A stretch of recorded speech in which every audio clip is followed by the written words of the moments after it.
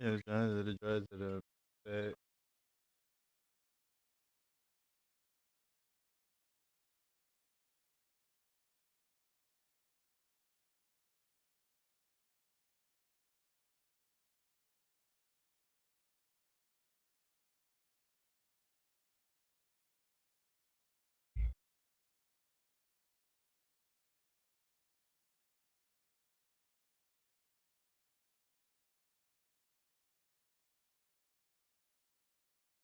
Uh,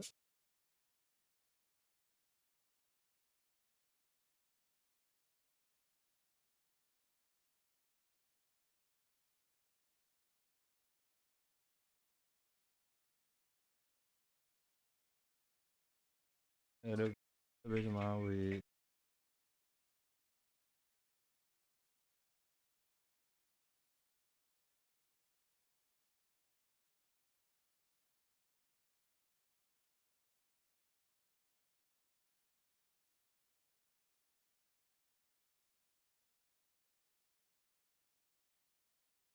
Oh shit.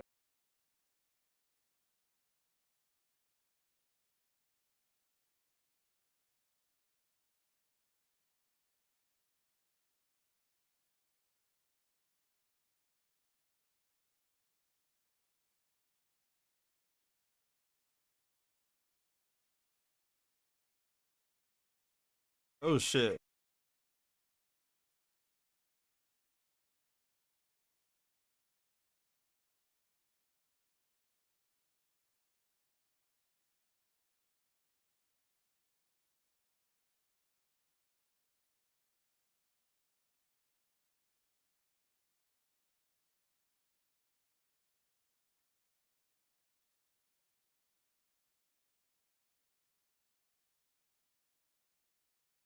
I'm with them putting on my some shit. I can teach you how to move bitches in school. Any family is my many me.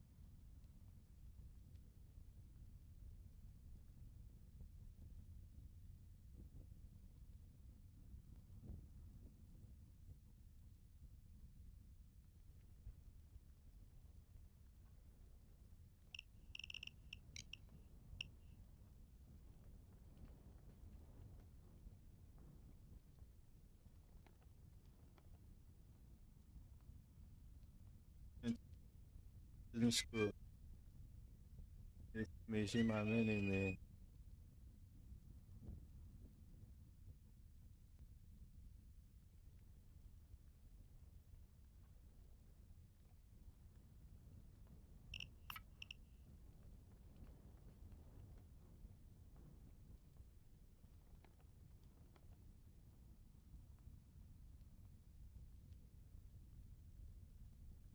Yes.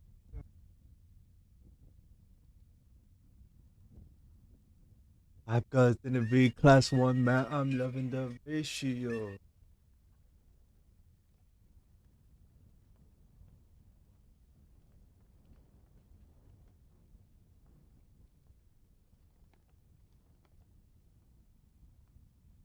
Uh,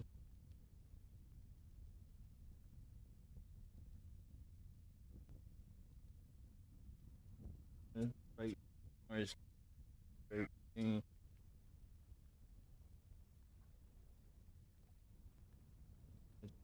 Yeah, in the trap house out the blinds, a little bro watching with the K. In the trap house out the blinds, a little bro watching with the K.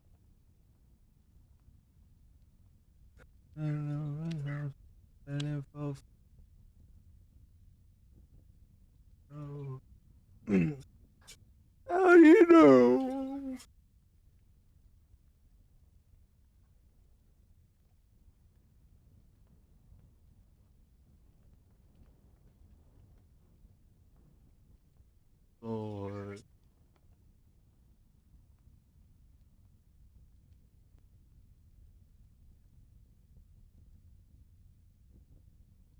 Geek.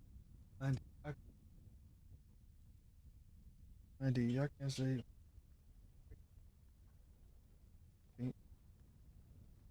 Geek.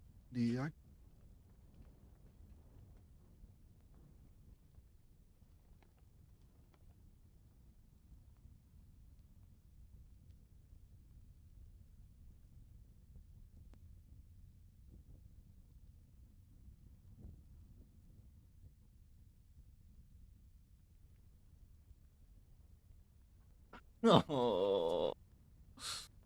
Oh. Understand me. Yes, it is a fact.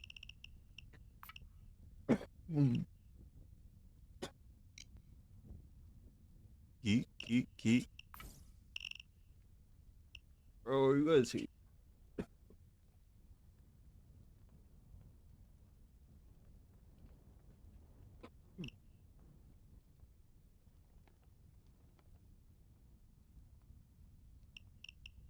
I know a large I'm gonna re-up Nelly. We're robbing this bank for cash. You're my friend. Okay, the thermal drill you need for the vault is somewhere in the parking lot. Get it before you do your takedown.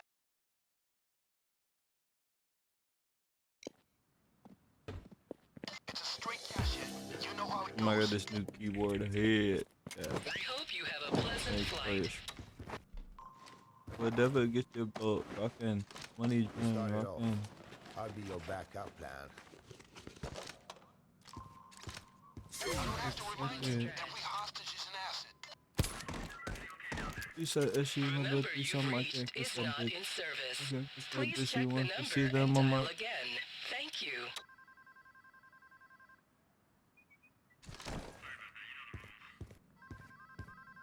Is this cash? Okay, good. Good.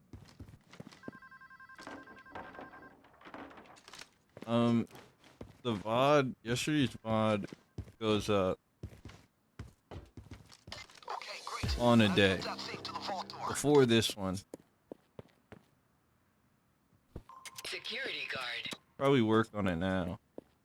Whatever. Got a baddie with a regular double key 12 plus. I hope I wasn't listening to music. Tell me how you doing, Roos.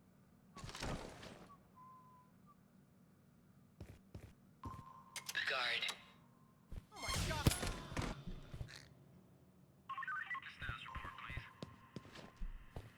Nice. Now start her up. Broadcast of the emergency airwaves. This is a test. Do not be alarmed. This is a test. Oh my god.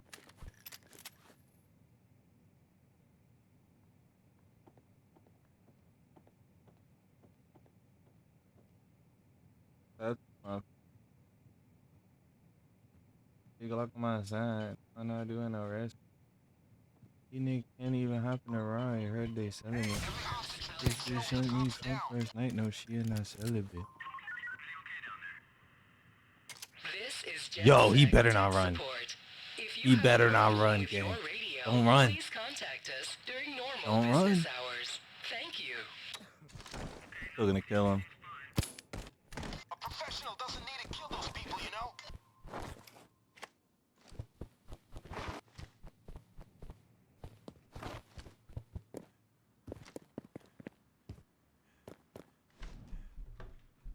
He ain't from no truck to be smooth. He that I learned from school.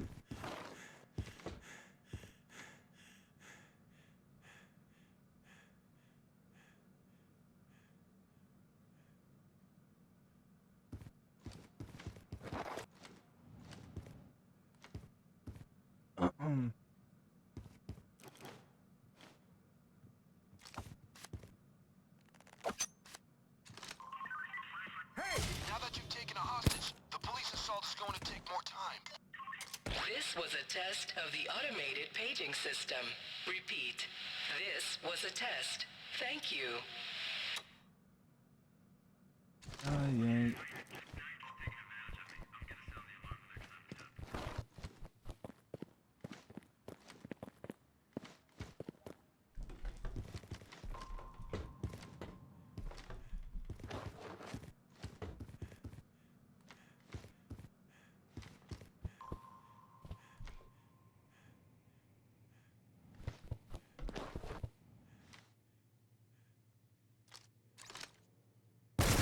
Oh, everybody down, buddy. I tried. Down. Stay down. Stay I tried. Oh, down. That hostage will definitely make them have to regroup. Buys you more time. Stay. Stay down. You kill civilians like this, and we're gonna lose all of our cash-paying cleaner crews. If you're taken into custody now, the police will shut hold you for up, goddamn Bean, ever. bro. Here we go. We should be through in a Fuck is couple of 10 minutes. bands anyways, bro. Analysis of the air indicates presence of offensive Just matter. like Quick said they would be. Get them to the van and tie them up for now. We'll bring them back with us when we leave. Quick wants to have a chat. Stay down. Damn, you weren't supposed to kill one of them, guys. Wick wanted to have a chat. No! Damn it, gang. Wick wanted to take care of them himself. He really had it in for these bastards. I guess he'll have to be content with the idea of them dead. Bean is a point.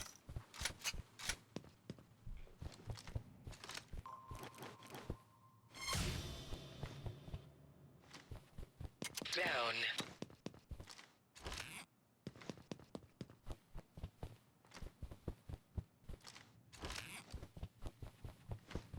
Bang, be alright. You gonna set me up? It's in my.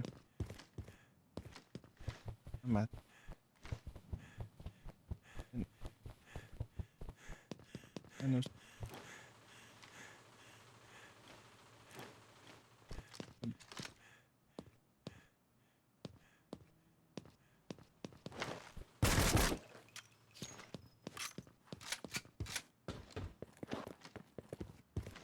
On it. It's not. Bro. There, but.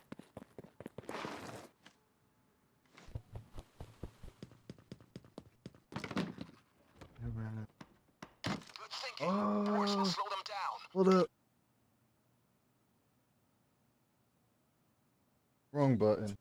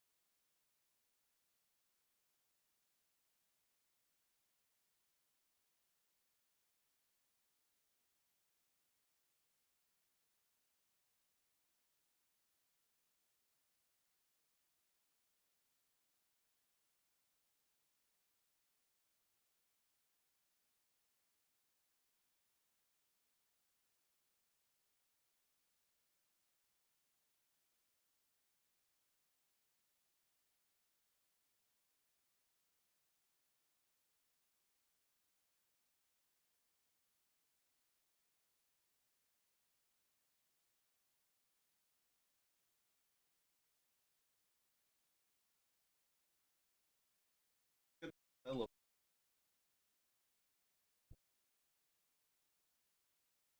It's like upside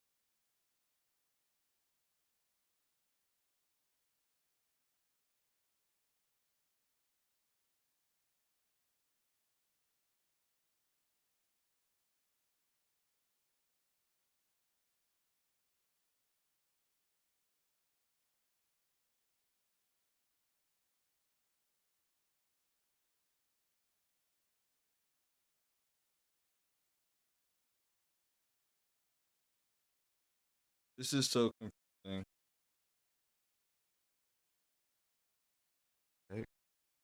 My person. Okay.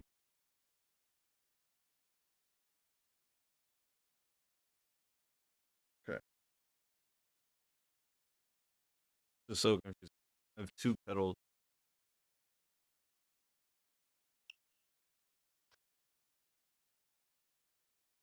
Ready, Chris.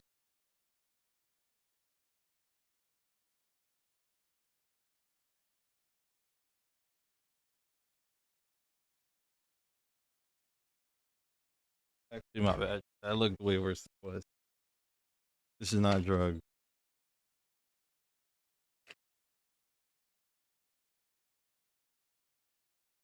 Bullshit. Ooh.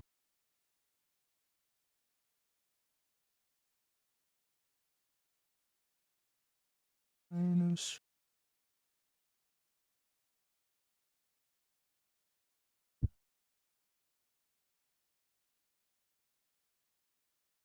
Oh, this shit got level signs, stress, and it's a lesson. Yeah. Yeah. Yeah. Reporting in. It's a straight cash in. You know how it goes.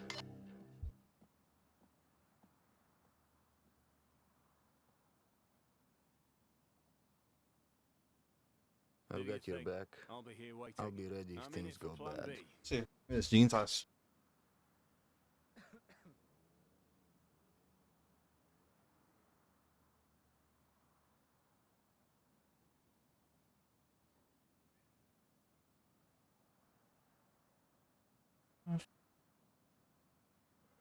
President's dead. Please be advised, the following presentation is not intended for minors. Price and stress. Just give me top now. Not gonna best. Okay, great. I've got that thing to the vault door. I need.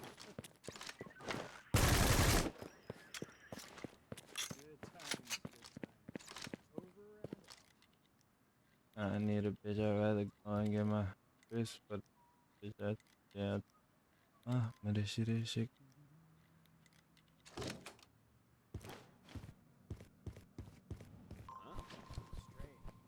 Nice. Now start her up. You move. That hostage will cost them time.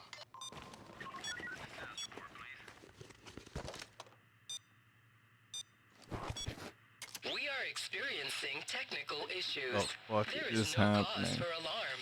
Please be at ease. My game just crashed.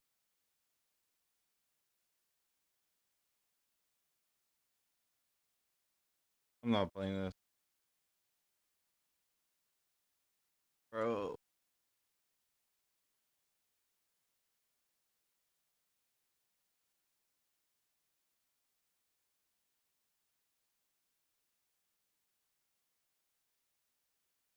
And look. Oh.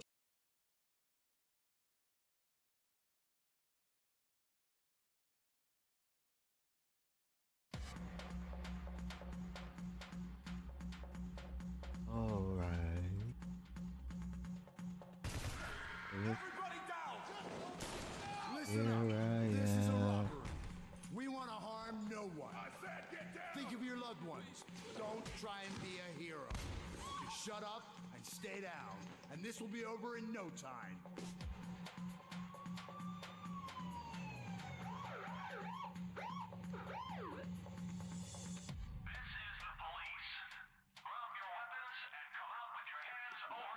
Get ready for action!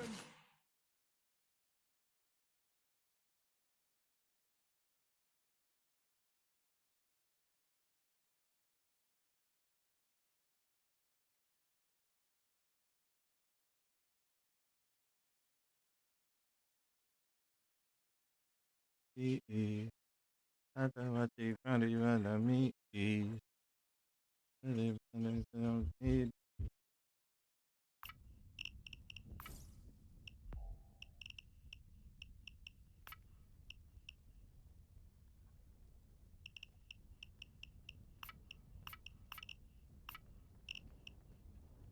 again.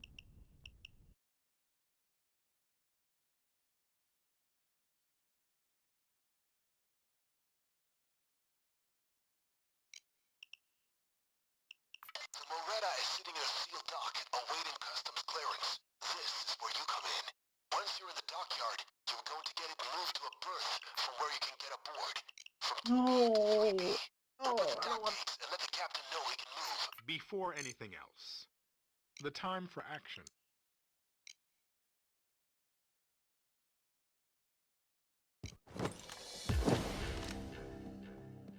Onto the dockyard, gang. Keep an eye out for security and cameras. Go.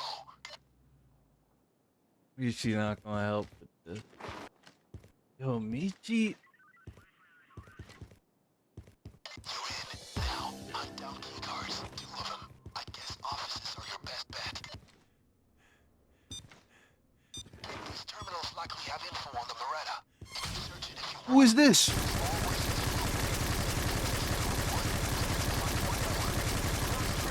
get your hands dirty.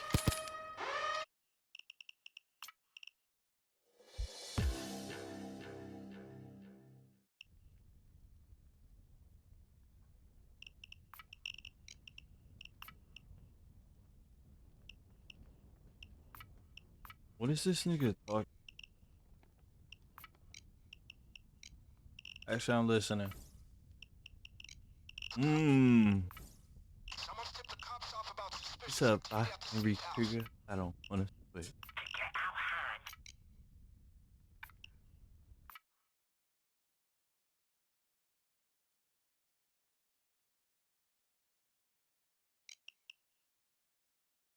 I'm not gonna lie, we're taking a huge risk by double-crossing Aiken, but I believe this is the right choice.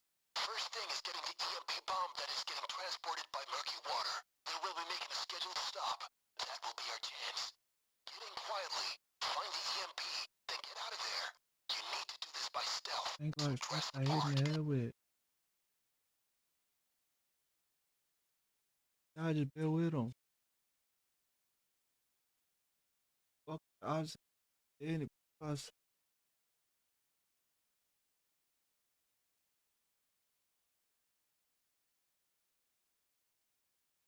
And we're ducking at 10 milli. Was that 3 mil?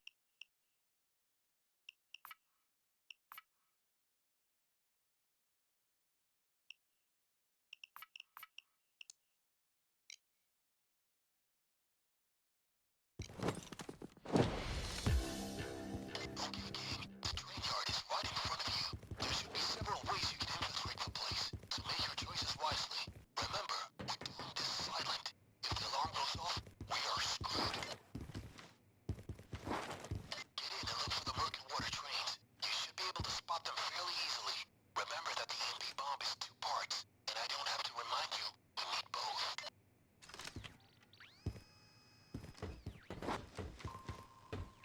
Now that you're taking a hostage, the police assault is going to take more time. Yo, that was The number you've reached is not in exactly service. as planned. Please check the number and dial again. I forget that it Thank you. stores the knockback of each bullet.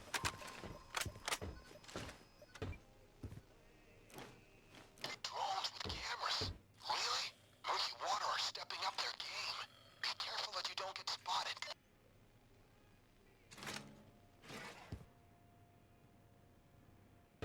Rent rapping at that kid. I never lied on one of my freshers and I covered his ass one time, but he survived.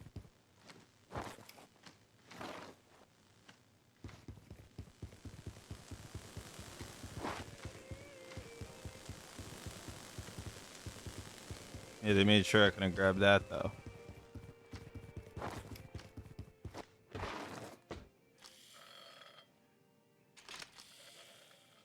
Had the nerve to get back online. All up, man. A camera.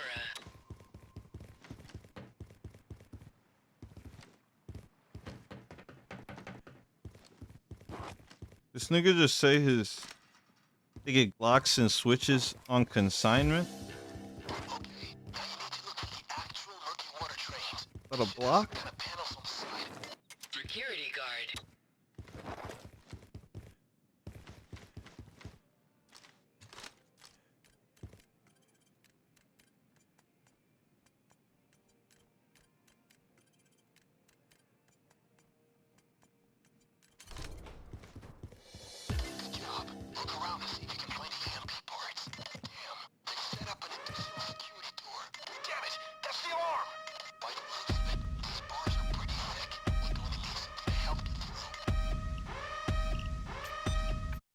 This it. It. I'm not gonna lie, we're taking a huge risk by double-crossing Aiken, but I believe this is the right choice. First thing is getting the EMP bomb that is getting transported by murky water. I'm in metro. That will be our chance. Get in quietly, find Slime and Metro? Never happening again, buddy. the yard is right in front of you. There should be several ways you can infiltrate I this suck. place, so make your choices wisely. I was so free. Doing this silent. If the alarm goes off, we are screwed. Find your way inside and locate the murky water trains. Oh, that's on me. Nigga like King Tut. Okay, now you need to look for the actual murky water trains. They should have some kind of panels on the side.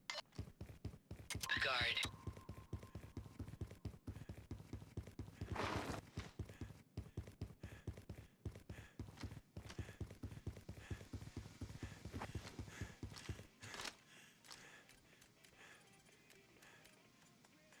Drones with cameras.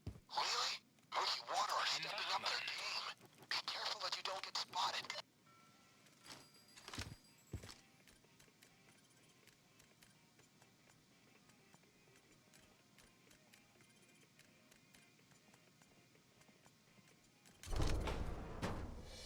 Good job. Look around to see if you can find the EMP parts.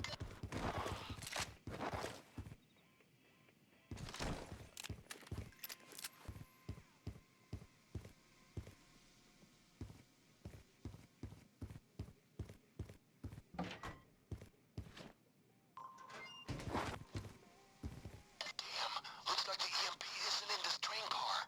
There could still be some valuable loot here, so either grab it now or come back for it later. Your choice. Now, how many guards are there? I know it tells me. 10.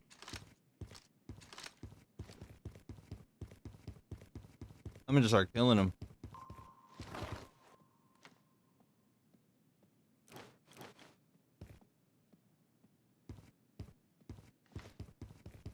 Security guard.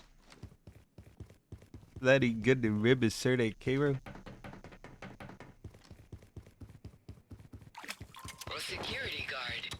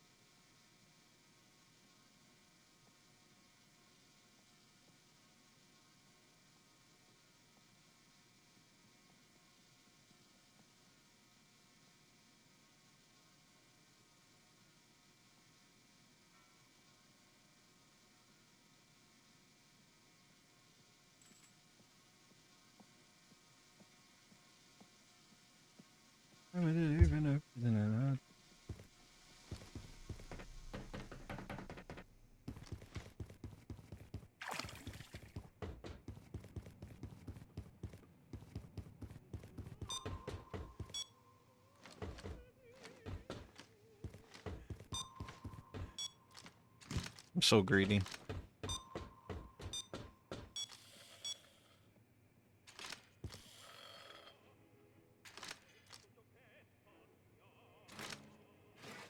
Una cámara.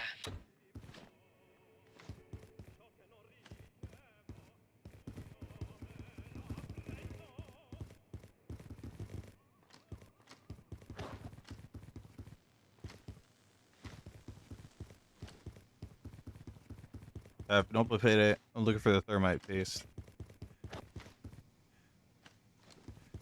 while also pressing as many keys as possible. Because I got a new keyboard.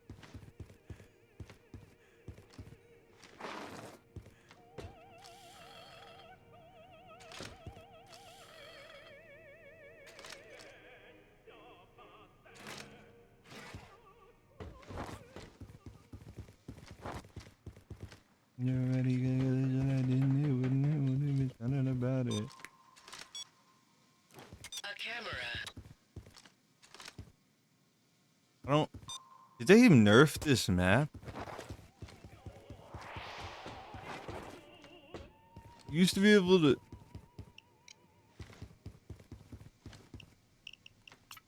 I'm not doing this. Hold on.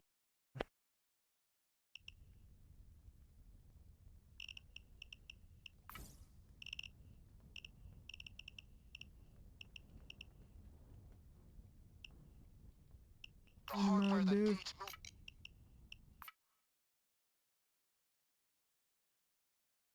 This is all about stealth. Gates want you to silently enter the depot. Grab what you can and get out. The important part, do not set off the alarm. If you do, I'm pulling you out. This warehouse is murky water. Their business cards say private security, but they're really just a private army of mercenaries and looters. This warehouse is bonded, and Gage suspects it's full of stuff shipped back from Iraq, Afghanistan, and wherever else those corn-fed crooks flex their muscle.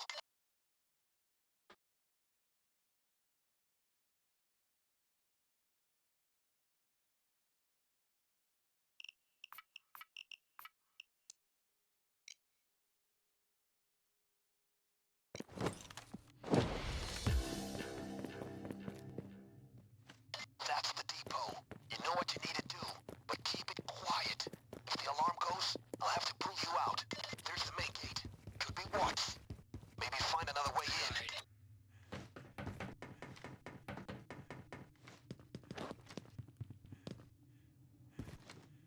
Keep an eye out for anything you can hustle out of there. The murky water containers are your best bet. Get them open. Nigga. You're in the lair of the beast now, gang. Better loot, but bigger risk. This is all about stealth. Gates want you to silently enter the depot. Grab what you can and get out. The important part, do not set off the alarm. If you do, I'm pulling you out.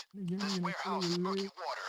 Their business cards say private security, but they're really just a private army of mercenaries and looters. This warehouse is bonded, and Gage suspects it's full of stuff shipped back from Iraq, Afghanistan, and wherever else those corn-fed crooks flex Nice. their muscle. Alice got new voice line a couple of days.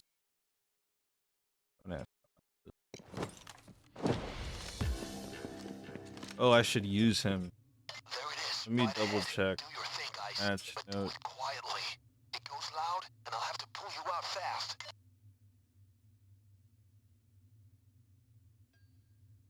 The bitch on fuck you, bro. That's right there, man. Let's go. That Tesla bitch on go. Yeah, live that I say ho.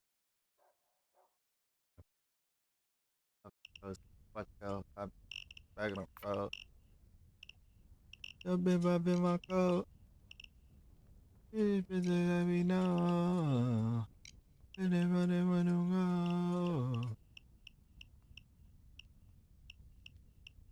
go. Oh, dang.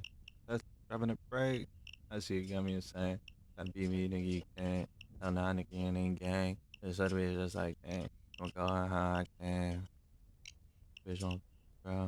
Get her ass come in, let's go. That's what I go. They live that, that's what I don't know. Pop her, don't know what to go. Got me a bag on back, bro.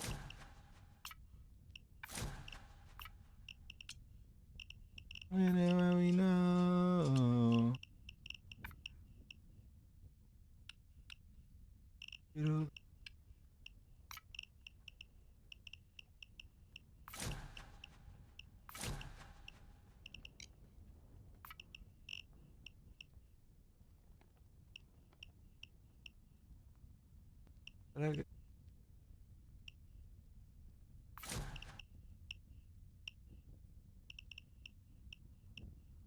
in the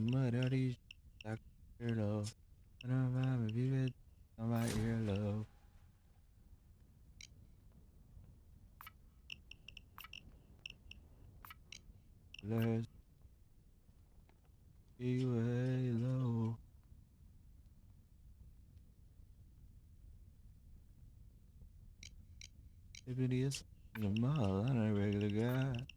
Things on that send me better ready to die. Look at me, it's like a cop. Look at the window, in the windows, look at the paper tag. Move it, down, a minute shot bag. It's mail, other brother, it on the top. And it's hot. Just scamming around with two shots. Doing it, being caught, and we don't. And see, y'all going, man.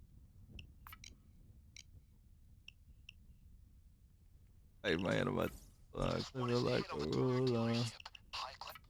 What the fuck? We just do it, strip a bit. Big old booty, all dirty. She got cooties, big old 30. Yeah, to do ya. This is a hit on a small bank, but it doesn't mean it'll be easy. We're going for cash. You want to get into the bank vault. Get the thermal drill out, crack the vault, bag up the cash and escape with our van. Oh, my guy stashed the thermal drill around the back of the bank. Good luck out there, people.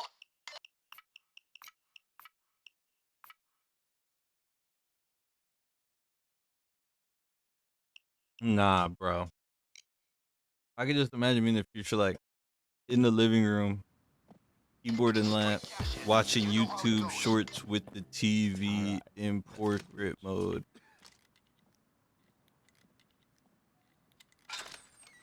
Why did I just do this mission? Let's see. See the propulsion. You couldn't stop yourself, could you? Well, the world's a better...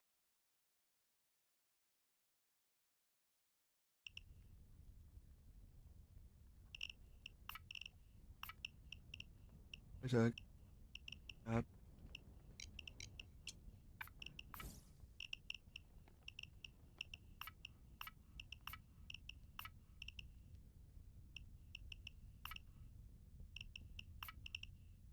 The hardware that gave...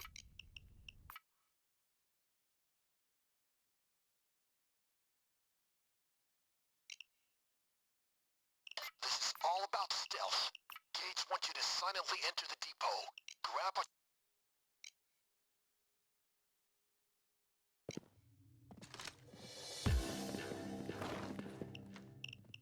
There it is.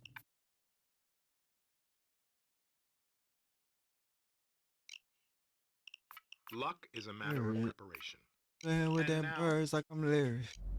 If I bite at that curb, you can tell. I'm looking on the rush, you can tell. That bitch, I got a words like a gun. That's the depot. Ever You know what since you she need want to me, do, niggas but telling. keep it quiet. If the alarm goes, I'll have to prove you out. The main gate, direct route, but might be watched. Maybe there are other ways in.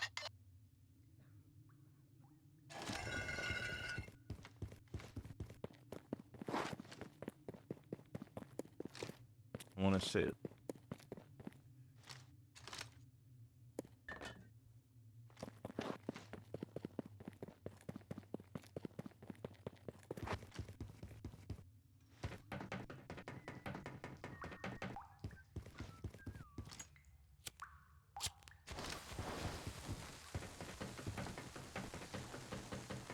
Damn.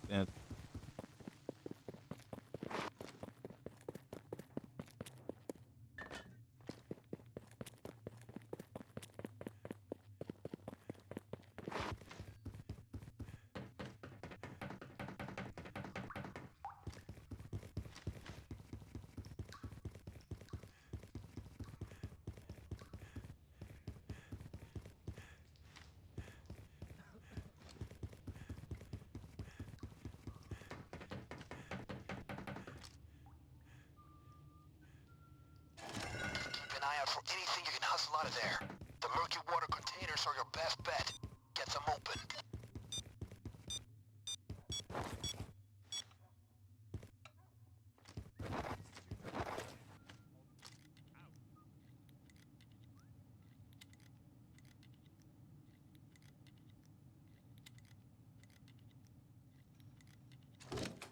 Open those murky water containers. If anything Carter has lost legal safe. loot, it will be them.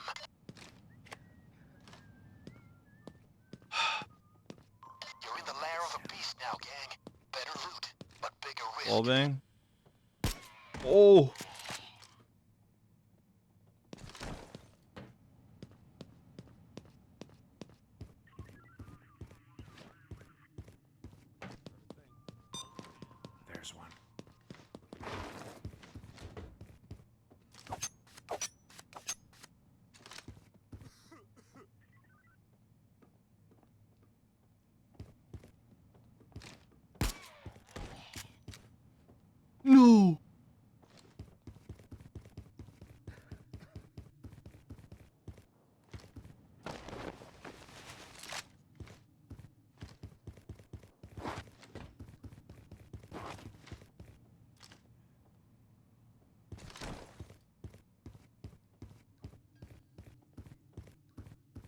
I've been playing this game for years.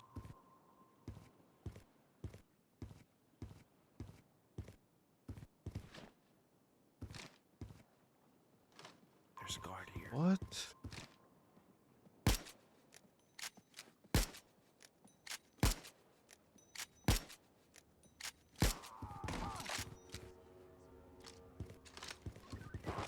Why would I kill him?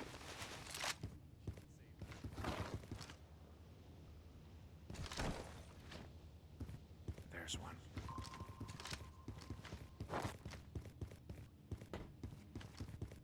Oh, let me go. Oh, and now. Oh.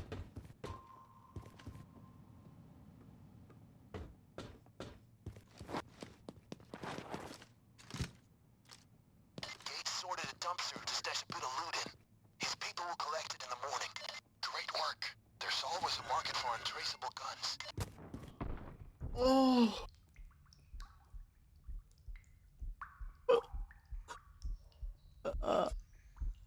Oh my god. Oh my god. Oh.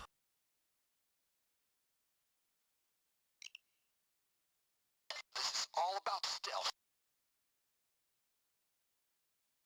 Oh.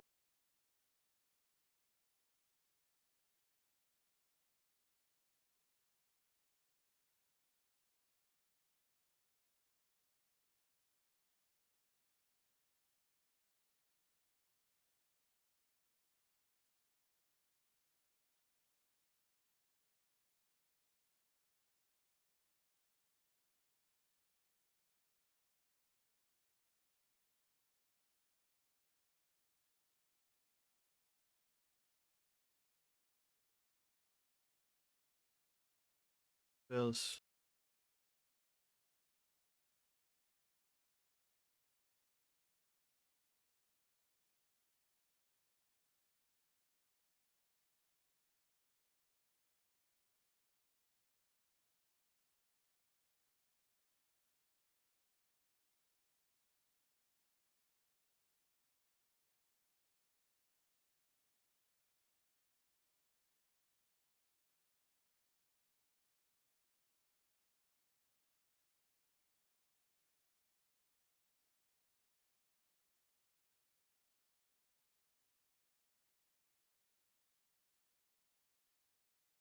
I'm gonna help this.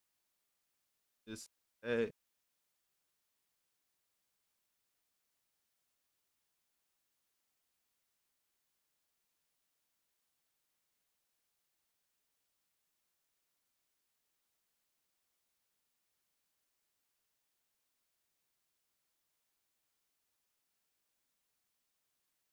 Ooh.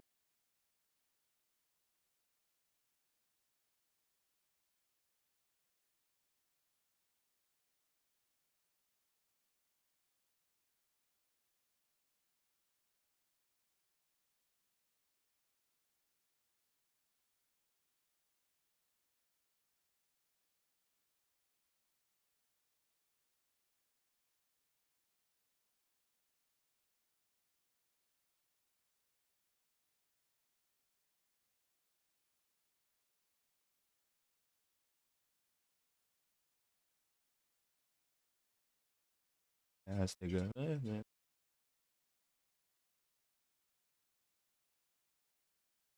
The little women heard one is so long. You wanna all the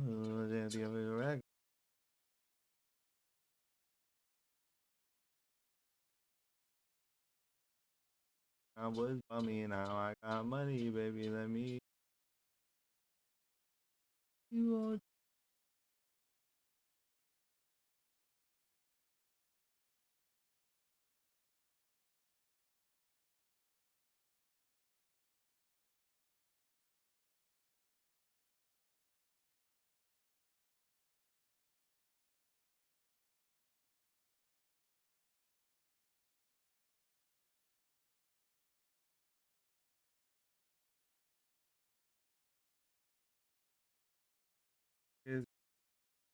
all that. Like, contract.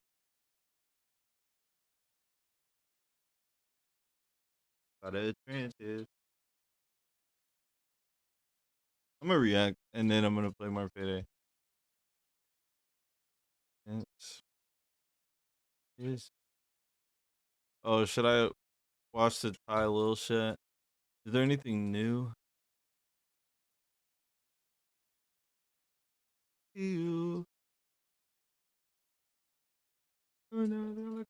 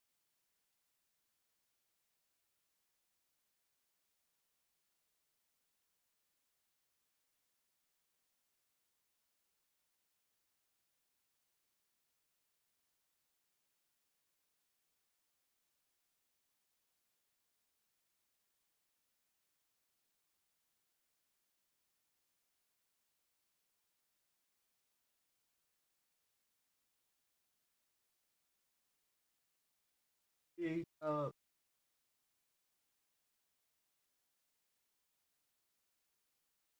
Uh,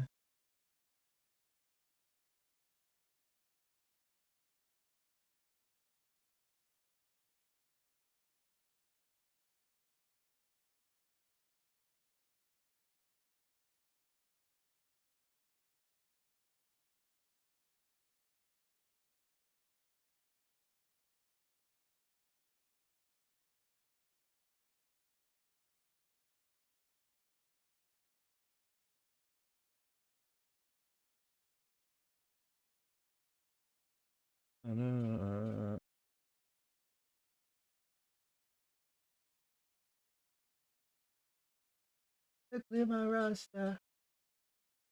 Yeah.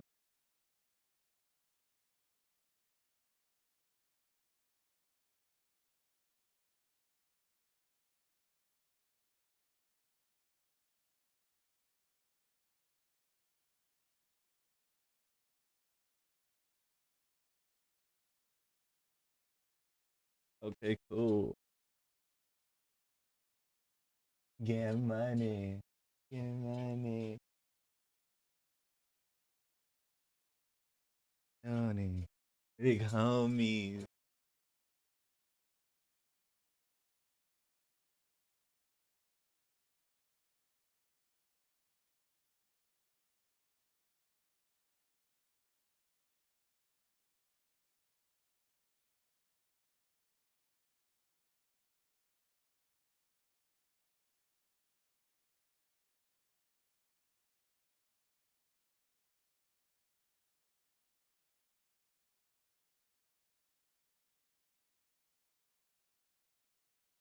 Oh,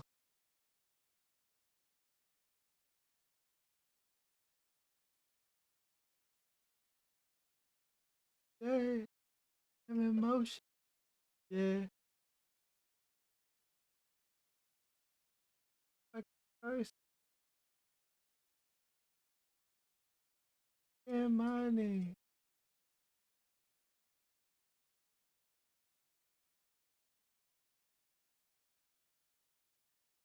Yeah.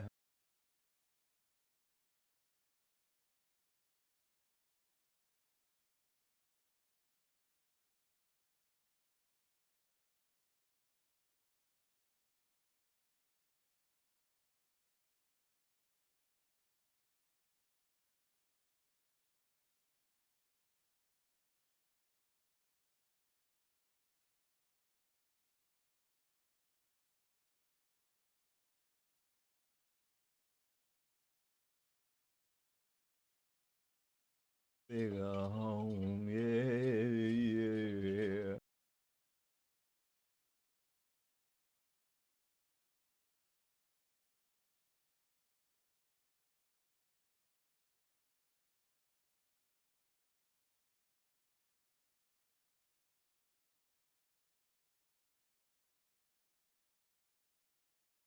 Oh God, can I watch this? Yes. Yo, what's up, guys? So today I'm making a video on the September 11th attacks, 9/11. I'm gonna be doing a quick video on basically 9/11 and stuff. Alright, so let's get into it. Basically, what happened on 9/11 was there's these two towers. They're called the Twin Towers nigga wasn't even because alive. they kind of look the same. Wait, I wasn't And they're alive. like next to each other. What is he talking about? And basically, it took place in New York, in the United States. And basically, what happened was, there's these two planes that went into the buildings. Like, they flew and like crashed into the buildings, and the buildings like blew up, or well, they fell. Eventually, the plane crashed into the buildings, and then eventually the buildings like went down or whatever. I'm not going to probably comment on anything regarding like I'm not gonna probably comment on any like thing about the structural like integrity or like I'm probably not going to talk anything about like some people think I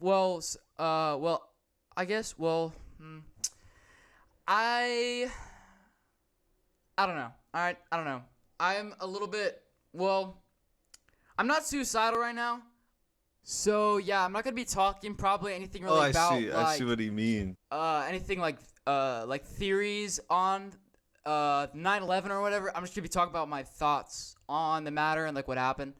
Also, there's this thing called the Pentagon. I think there's a plane. Oh, yep. Well, there was That did happen. Okay. That happened. Okay. There was Confirmed. basically They tried. Basically on the news there was stuff saying that there was also more planes that hit other places. So I'm just gonna share my thoughts on the matter. I'm gonna share my thoughts on the matter. So basically, here are my thoughts. So basically with 9/11, I think it was pretty bad because it's like a lot of people died, and I think a plane like crashing into a building Not that good. is pretty. I don't know. I feel like that was probably intentional. Like I feel like if I don't know. Like what I mean is, okay, what are the odds a plane hits a building, like a tall building in the middle of New York? What are the odds a plane hits a building in New York?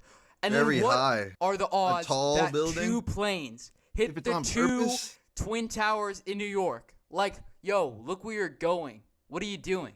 So I just think that's pretty crazy odds of that. Personally, if I was flying the planes, I probably would have tried to go around the towers.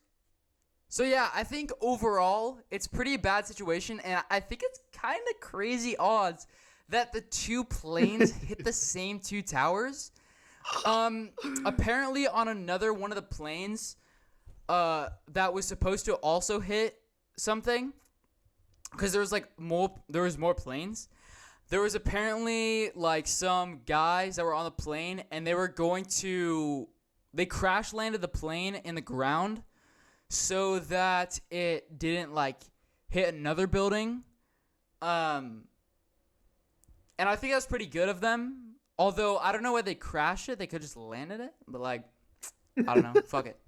But yeah, so I think overall with the situation with 9/11, I think it's pretty weird that like I think it's pretty weird that like the planes kept. I think it's weird that the planes hit the buildings twice. Like there's two planes and they both hit this. They hit one in another buildings, but I guess maybe there's like a problem with like air traffic control or something. Like maybe they got like I don't know I don't know if they were, fuck. Maybe like what happened was the first plane, the driver just dog shit, just absolutely bad. He crashes into the building. It's like everything's just bad. Like everything's just going bad. And then the plane, maybe there's a plane behind him. Maybe he was following him to the same destination. And so it was like, oh shit, he just crashed into the building. And then the other guy, oh no, there's a building in front of me. And he hits the building or something like that. I don't know.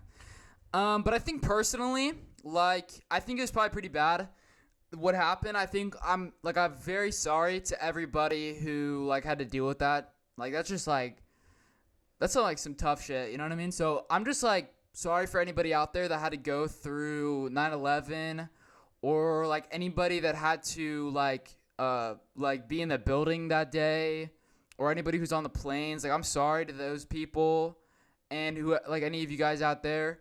I hope, like, to any of the people who, like, survived from the plane, like, I hope it's okay now when you ride planes. I hope you don't get, like, scared or anything anymore. Because we basically stopped, I think we basically stopped planes from crashing into buildings, I think. I don't know if we ever fixed, I don't know. Alright, I think basically overall with what happened on 9/11, I think it's just pretty bad. Like, I just think, like, it's probably pretty bad how everybody, like, all the people that died and stuff. And I guess I heard there was, like, a lot of dogs that died in 9/11. I don't know how they got on the planes, but we should probably stop doing that so this doesn't happen again. But yeah, overall, I think 9/11's, like, a pretty bad thing that happened. Sorry, I ate a lot of oranges before this, so I keep having to, like, choke. But anyway, so I think it's also kind of crazy that, like, I think it's crazy that, like, 9/11 happened on 911, which is the emergency services number. And basically, if you don't know what happened, the buildings got hit by the planes on 9/11, and then also 911 is the emergency services number they make an for, like, when you're 11. calling 911.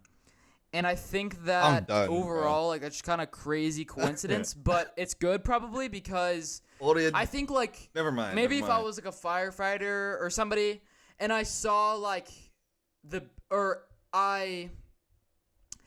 I think that on 9/11, I probably would have, like, let's say I saw the buildings hit the towers, right? I saw the buildings hit the towers. I probably would have checked my phone, and I would have seen that the date was 9/11, and I would have been like, oh my gosh, I got to call 911. Like, it would have reminded me. So I think it was probably pretty helpful that it happened on the day. I think it was a good coincidence. Although I'm not a fan of 9/11. I think it was pretty bad.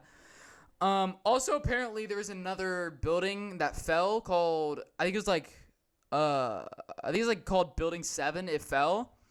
I don't know what plane crashed into that building, but I don't know. Overall, just a pretty bad day, I'd say. For, like, what it is. But I don't know. I had a pretty bad day the other day too. So, I mean, like, I just hope 9/11 doesn't happen again. But I don't know. Anyway, guys, like, subscribe, and if you're a pilot, probably try to, like, fly better. I don't know. All right, guys. See ya. Merry Christmas. Hot sister catches her brother edging. Coming up on tomorrow's teachings.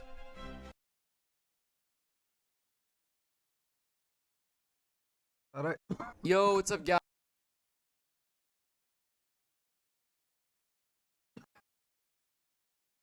I'm gonna go from one tragedy.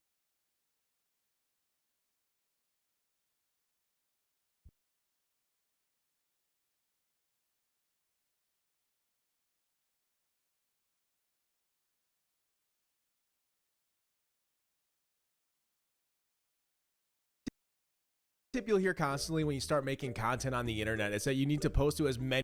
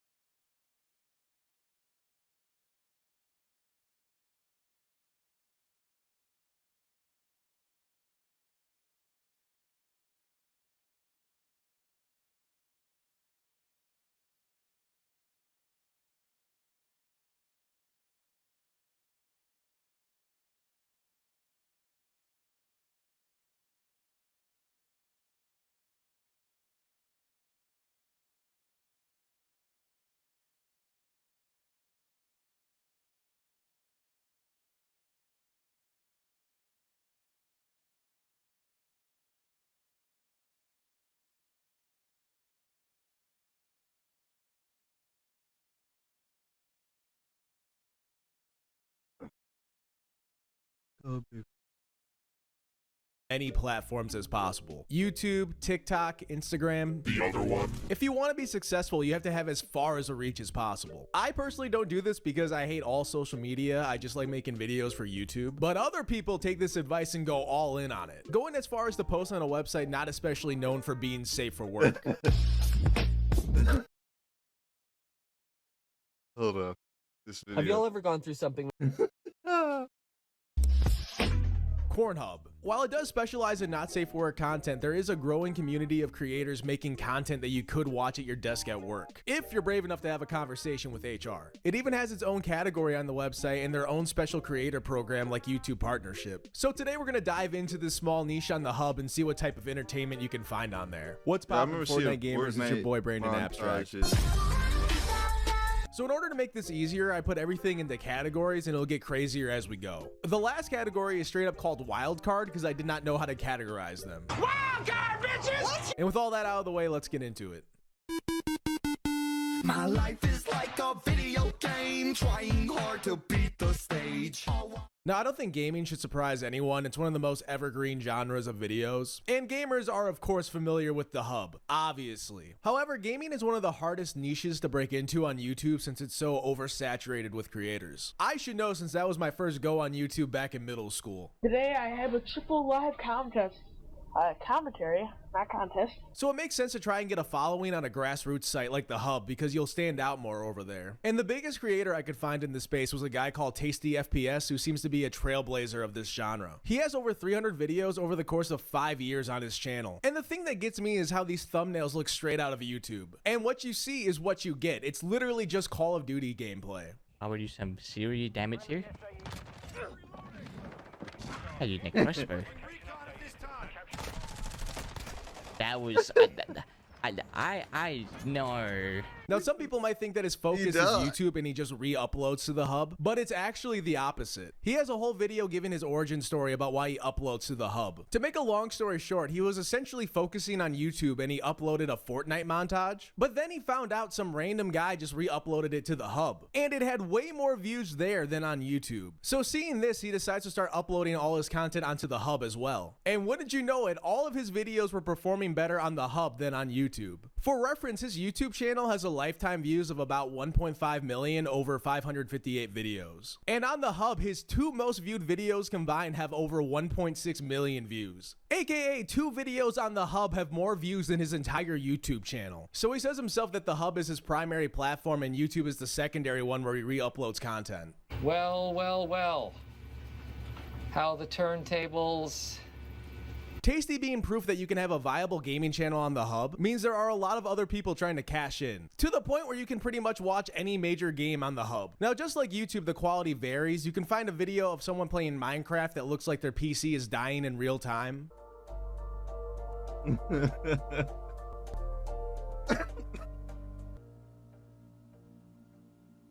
To something that just has crazy good editing for no reason. लेकिन आज ऐसा क्या हुआ कि मैंने villagers को अलग-अलग 7 तरीकों से लूटा है? तो ये सब कुछ स्टार्ट होता है सुबह में जब मैं One of the biggest genres of games on the hub is racing games for some reason. I straight up found a channel called Racing Games and Things where it's all just racing game content. Except one video of him pleasuring himself, which I obviously cannot show on YouTube. I was hoping the Things part of his name was like him playing Not Like Us on Beat Saber, but a different guy has me covered.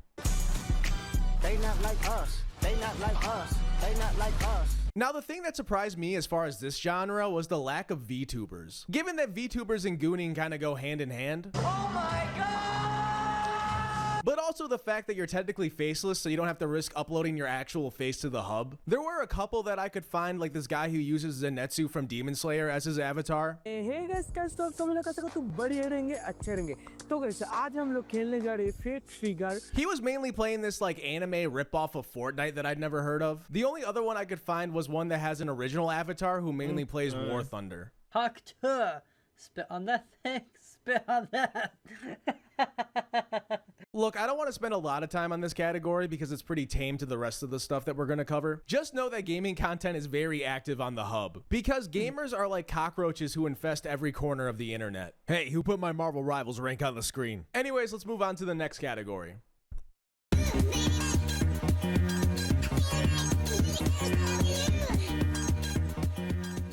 Music, once again, not the weirdest category, but I think it's worth giving some time to. Now, music on the Hub isn't really a new thing. In fact, the Hub actually started their own record label like 10 years ago that didn't go anywhere. I know this because a rapper named Hi-Rez, whose music was really popular in the Call of Duty montage scene, made a track for them. Pornhub's my favorite site, morning, afternoon, and night. And last time I checked, he's now making AI raps of Mr. Beast and Trump. Do you want to invest in festivals?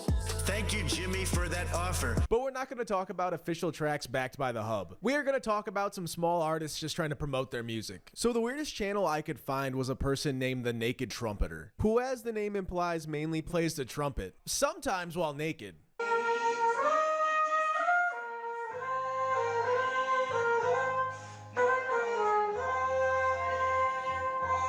They do also make the normal content you would expect to be on the Hub, so be wary if you go seek them out. But most of their content is just them playing the trumpet.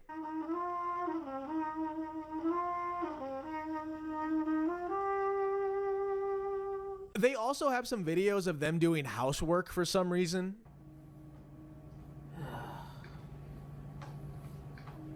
Moving on to another artist, there's this guy who just uploads acoustic tracks to the Hub. The thing that makes him interesting though is that all his videos start with him looking into the camera and saying the track of the title, and then it just cuts to a piece of loose leaf paper and the track plays out. Track 12, my brain's skipping gears.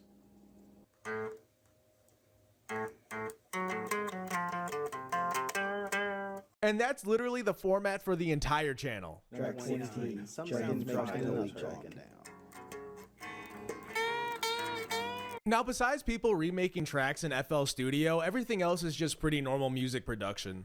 Dancing alone in a ballroom empty, all by myself. But the main reason I am including this section is because I found an artist I really like called Lil Wet Wet.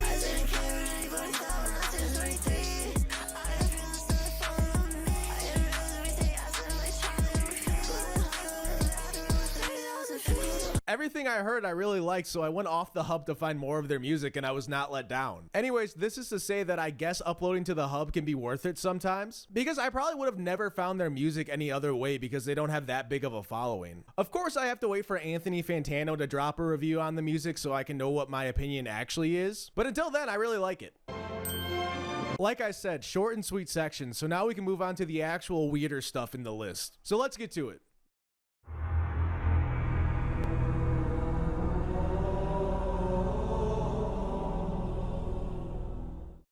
Now, this is one of those things that are surprising once you see it, but when you really think about it, it kind of makes sense. I don't know any religion that would approve of the type of content you would find on the Hub, so of course there would be some creators making content to try to get people to change their ways. I just didn't expect them to be this deep in enemy territory though. Now let me say I have no beef with any religion. I just think the circumstances in which this content exists is just too funny not to talk about. The most active creator I could find in this space was named Joseph Thompson. His content is just him reading Bible verses. Matthew chapter 4.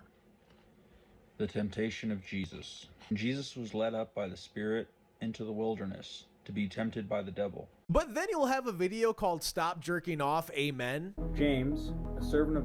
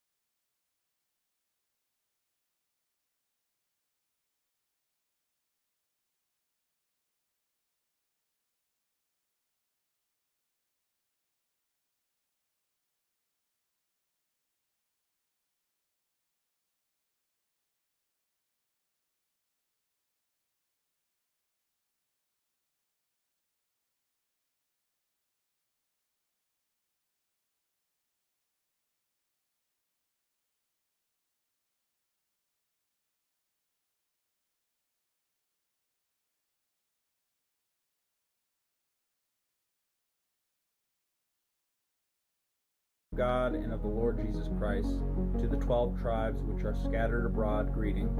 Now, the thing with this type of content is that it throws the algorithm off in what it should recommend in the sidebar. So while watching this, the first video on my sidebar was a 16-minute long video of a Japanese man doing the helicopter with his member. Obviously, I can't show it, but it's such a crazy pull off of this. Jackpot. The main thing that interests me, though, is the About section on his profile. The hub does not have a special profile for Safe for Work creators. They are listed as models, which means they have the same sections as a normal content creator on the hub. And Joseph made sure to answer cut under the foreskin question to let us really know he's about that life. He also listed his endowment as 3 to 5 inches, which is a pretty wide margin for the subject matter. I'm just not sure if he did this for fun or he was not aware that he actually didn't need to answer the questions to make his profile. You don't have to answer that question. I'll answer the question. There's another one of these accounts, and in one of his videos, he's recording his phone where he has a Bible verse in his notes app, but he clicks out of it for a second and things just aren't adding up. So first one right off the bat, that is Grindr, the gay hookup app on his phone. Now he could also be doing outreach work on that app, but you know. And then he scrolls over to show that he has a tab open with pictures of feet on a camming website. Once again, could just be a pop-up site, but you know. He also has a tab open for a completely different adult site. Look, I'm not saying anything, but you know. Anyways, pretty much all these accounts are the same thing of reading Bible verses. So I'm just going to throw in general self-help because it's kind of related and I don't want to make another category for it. So I found this video called "You're Addicted to Porn," which is probably a good message to get out on the site. I also noticed that the person was wearing a shirt that says "I hate fat hoes," so I had to know what angle they were coming from. So I clicked on it and he doesn't talk about porn addiction at all. It's just a yap session about people who like to be victims, which is a whole other can of worms. Babe, you're addicted to being a victim.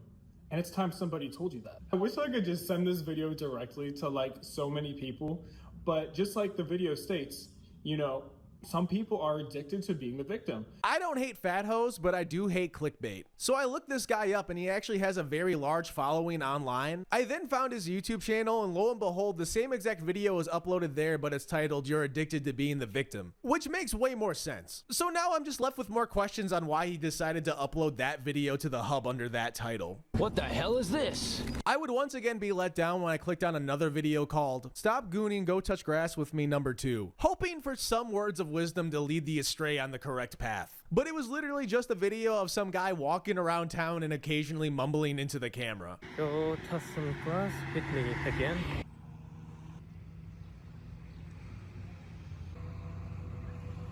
So overall, there's not that much self-help on the hub, but it is a market that one of you could break into if you really wanted to. I do wonder how many people were actually converted by the religious content. There has to be at least one person who saw the light in the recommended videos while they were gooning. Mr. Krabs, start digging in your butt. Anyways, let's finally get into the wild card category. Alright, so we finally made it to the wild card section. Let's quickly cleanse ourselves of all the energy from the previous categories.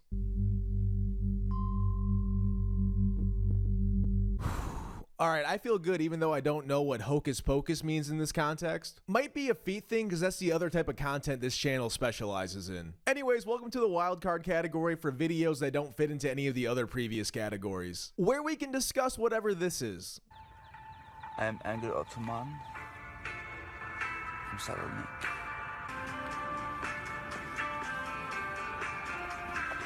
Yeah, so it turns out just like YouTube or any other website, people just upload completely random things to the hub. Like if you want a video of a random guy waving at you, I got you covered.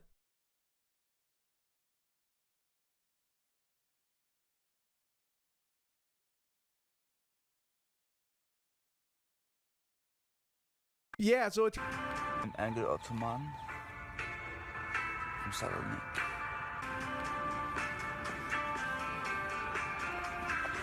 Yeah, so it turns out just like YouTube or any other website, people just upload completely random things to the hub. Like if you want a video of a random guy waving at you, I got you covered.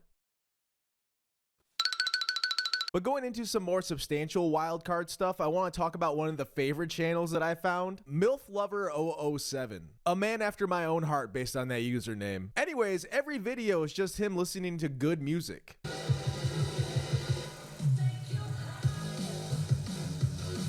That's the entire channel. He doesn't talk as far as I'm aware, and he's currently on part 34, like the rule.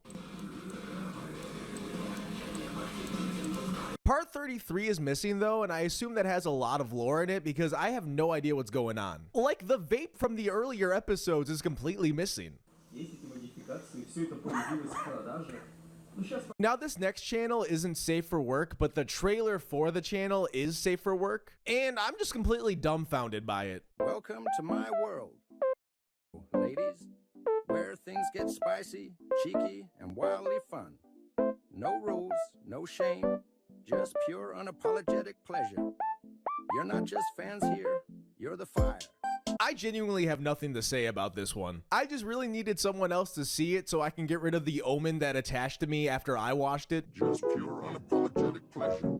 Another one of my favorite channels that I found is a guy called Sir Hammer who talks about the art of not safe for work content while wearing a dog mask. 大家好，我是锤哥，欢迎来到直击灵魂的艺术课堂。首先，请大家记住，爱情动作片就是艺术，就是艺术。我们是在欣赏艺术。 And if you thought I was talking about a pup mask, you're a pervert. But yeah, like I said, this guy just talks about the artistic aspects of adult films. In one of them, he takes like 40 seconds to draw 2 different girls. Mind you, it's at like double speed or more, so he took way longer. To prove the point that if you're gonna make an animation, you should make your character have distinct features instead of making a generic attractive character. Because what's the point in taking all that time to make an animation if it's just gonna be generic? Andy's kind of spitting though, I can't lie. 重点的美女和一张有特点的美女是完全无法抗衡的。 动画作为完全的艺术创作，区别于拍电影。 Alright, so the final account that I found was through a video called Man Stares into the Mirror While Thinking About the Time That He Accidentally Drank Piss. Obviously, that title caught my eye. The thing about this channel, though, is that it originally started as one of those religious outreach channels that we talked about. Blessed is the man that walketh not in the counsel of the ungodly, nor standeth in the way of sinners. But then it slowly devolves into this random content. Like, here's him reading the 13th Amendment. Neither slavery nor involuntary servitude, except as a punishment for crime wherefore the party shall have been duly convicted, shall exist within the United States. And it just keeps getting weirder. Like, here's him admitting to losing $17K in a crypto scam. What's the largest amount of money that you've ever lost at one time? I one time lost $17,000 in a crypto scam. I think about that a lot. Anyway, y'all have a good day. To him just talking about stuff while taking a shower like Martin Luther King. So the other day, I was listening to MLK's book, Where Do We Go From Here?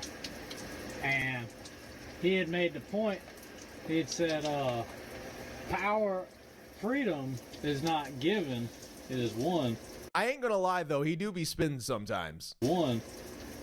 And I think that's something that's very important that we need to think about, because people like to think that progress as a whole society only moves in the right direction. And that's not true.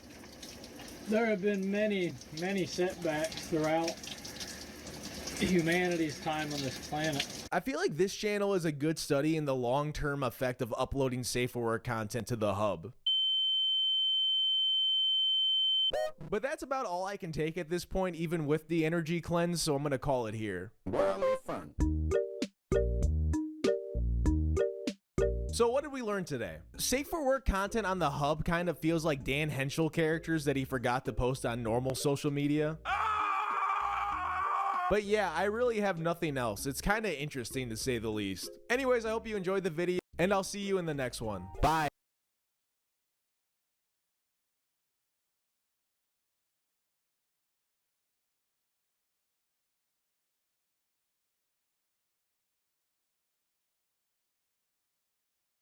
Timothy Charlemagne. Yeah. I find this interesting. So what is the temperature on him? Are people mad? No. I can't tell. I can't tell. People are not mad. There are definitely people who are mad, Alvin. There are people who are mad, but there are people who are mad. Tip you'll hear constantly when you start making content on the internet is that you need to post to as many platforms as possible. YouTube, TikTok, that's just so absolutely soul-crushing and devastating, self-esteem destroying, and it feels like you've taken 10 steps back and you just need someone to talk to. But you only have 2 friends, and one of them is halfway across the country working, and the other one has a baby. So then you have no one to talk to, so then you pull out your phone and you just decide to yap to a camera. Just for a little backstory, my name's Zach, and I'm a gay guy. And I never go on dates. For some reason, I'm a bit of a recluse. Probably some like past trauma, some family trauma. I don't really like opening myself up to people because you know what happens? What people who love you do? They usually end up disappointing you and then crushing you. So sometimes, you know, I just want to take a step back and then just have some me time. For some stupid reason, this guy up here thought, hey, you know what? All that stuff, that doesn't even matter, all that stuff in the past. This time's going to be different. This time's going to be great and you're going to find the love of your life. To the ones we do.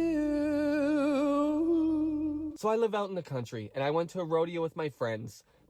Friends, plural, because there's only 2 of them. And you know what? Only one of them was there. So anyways, I woke up after the rodeo, and I was like, you know what? Guys, I think I'm ready for love. So like any intelligent, God-fearing gay man, I open up the little orange and black app, Grindr, and I see this. What is that? Oh my god, it's the sexiest man I've ever seen in my life. What? I message him. He messages back. We're having some great banter. This is amazing. No way. No way. Too good to be true. So we've been talking for about 3 weeks, and I'm over at my friend's house. It's like midnight. She's the one with the baby, and I'm sitting with her in bed. The baby's there as well. And then he's like, hey, you should come over. We hadn't met yet, so I was like, cha-ching! Sexy man wants me to come over. It is midnight, so, you know, you can assume what it was for. And obviously, it's from Grindr. What the hell was I expecting? Every day feels like the road I'm on. But of course, me being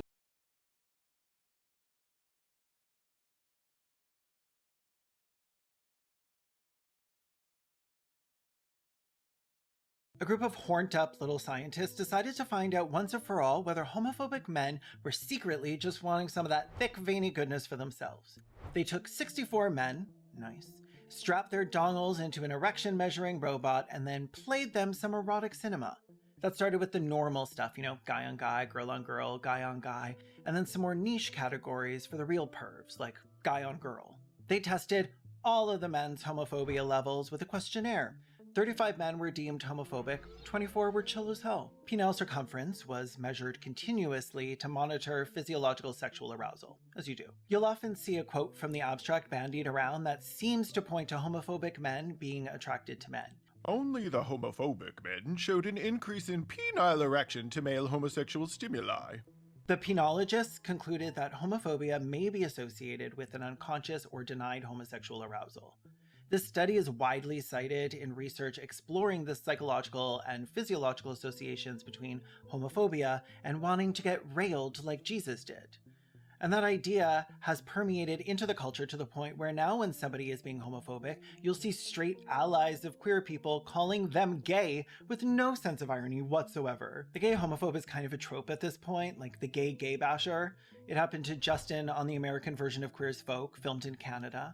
It happened to Kurt on Glee. Slate had an article called Homophobic? Maybe You're Gay, which is honestly a banger title, even though I disagree with some of the points in the article. It's come to be known now as Haggard's Law, or the law of inverse homosexuality. The more vocally opposed a person is to homosexuality, the more likely they are to be gay themselves and closeted about it. It was named after Ted Haggard, who was named that because he was. He was an anti-gay religious leader, and they are their own closeted gay trope at this point. The self-hating baguette who becomes a raging bigot out of envy, fear, or projection. A virulent homophobe. There are even songs about this. One of the best examples, and a previously ironic but now kind of genuine problematic fave of mine, is Jewel's Pieces of You. You're gonna love this. You're gonna love this.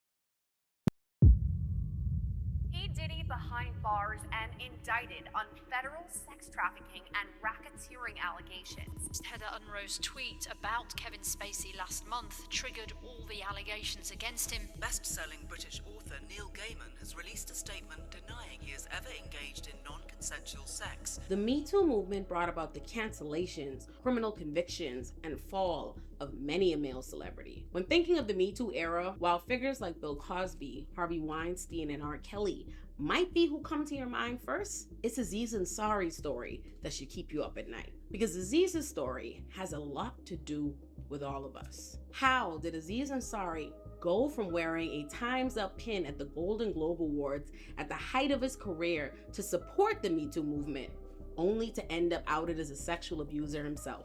Well, we created him.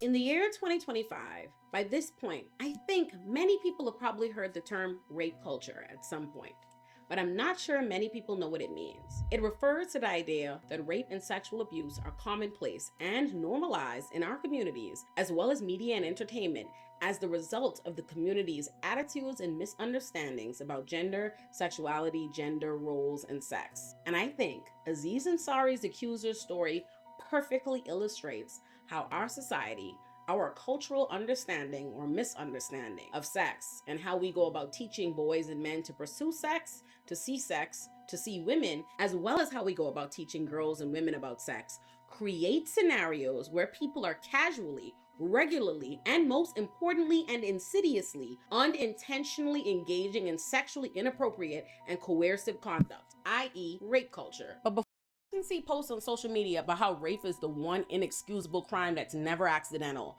that's always clear-cut and black and white, those discussions always interest me. Not just as a criminal defense attorney, but more as someone who's seen reasonable minds disagree and be unable to arrive at a consensus on whether something is rape and how or whether it should be punished, because the way we think about and engage in sex in our real lives can often run in conflict with the law and consent. I remember being in my criminal law class during my first year of law school when the class erupted into debate and split opinions all over the room over whether different incidents in our casebook were rape, what the law should be as it pertained to rape, and how the laws about rape and consent didn't often reflect real life. Let me explain what I mean. Rape isn't universally defined. Different places in the country have different definitions of what rape is, what consent is, and thus what was legally considered rape and how or if it would be punished. For example, there was a Baltimore case we read that stuck with me, the State versus Rusk. The facts of the case went something like this. A woman offered a male acquaintance named Rusk a ride home. When she arrived at his home and parked to let him out, the man insisted she come inside, locked her door, and took her keys and turned her car off and demanded she go in the house or she wouldn't get her keys back. Feeling afraid and like she had no other choice, she eventually went in the house with him, but she continued to plead with him that she wanted to leave, but he told her to stay. He eventually began undressing her and kissing her while she cried, and she asked him if he would let her go without killing her if she did what he told her, and he told her that he would. So she proceeded to have sex with him because she was afraid for her life. A jury initially convicted the man of rape, but a court of appeals reversed the conviction because rape in Baltimore is considered sex by physical force or threat of physical force. And that appeals court felt that despite the situational evidence of the man taking her keys, forcing her to go inside his home, kissing and undressing her while she cried and pleaded to go home, and affirmatively recognizing that she feared for her life because she explicitly asked him if he would let her go without killing her if she did what he wanted, and him replying yes, that there wasn't sufficient evidence that he raped her because he did not actually physically force her or explicitly threaten to physically force her. Most of my class agreed that this was the wrong decision, that the woman had been raped. Most of the class agreed that a rape law that defined rape as only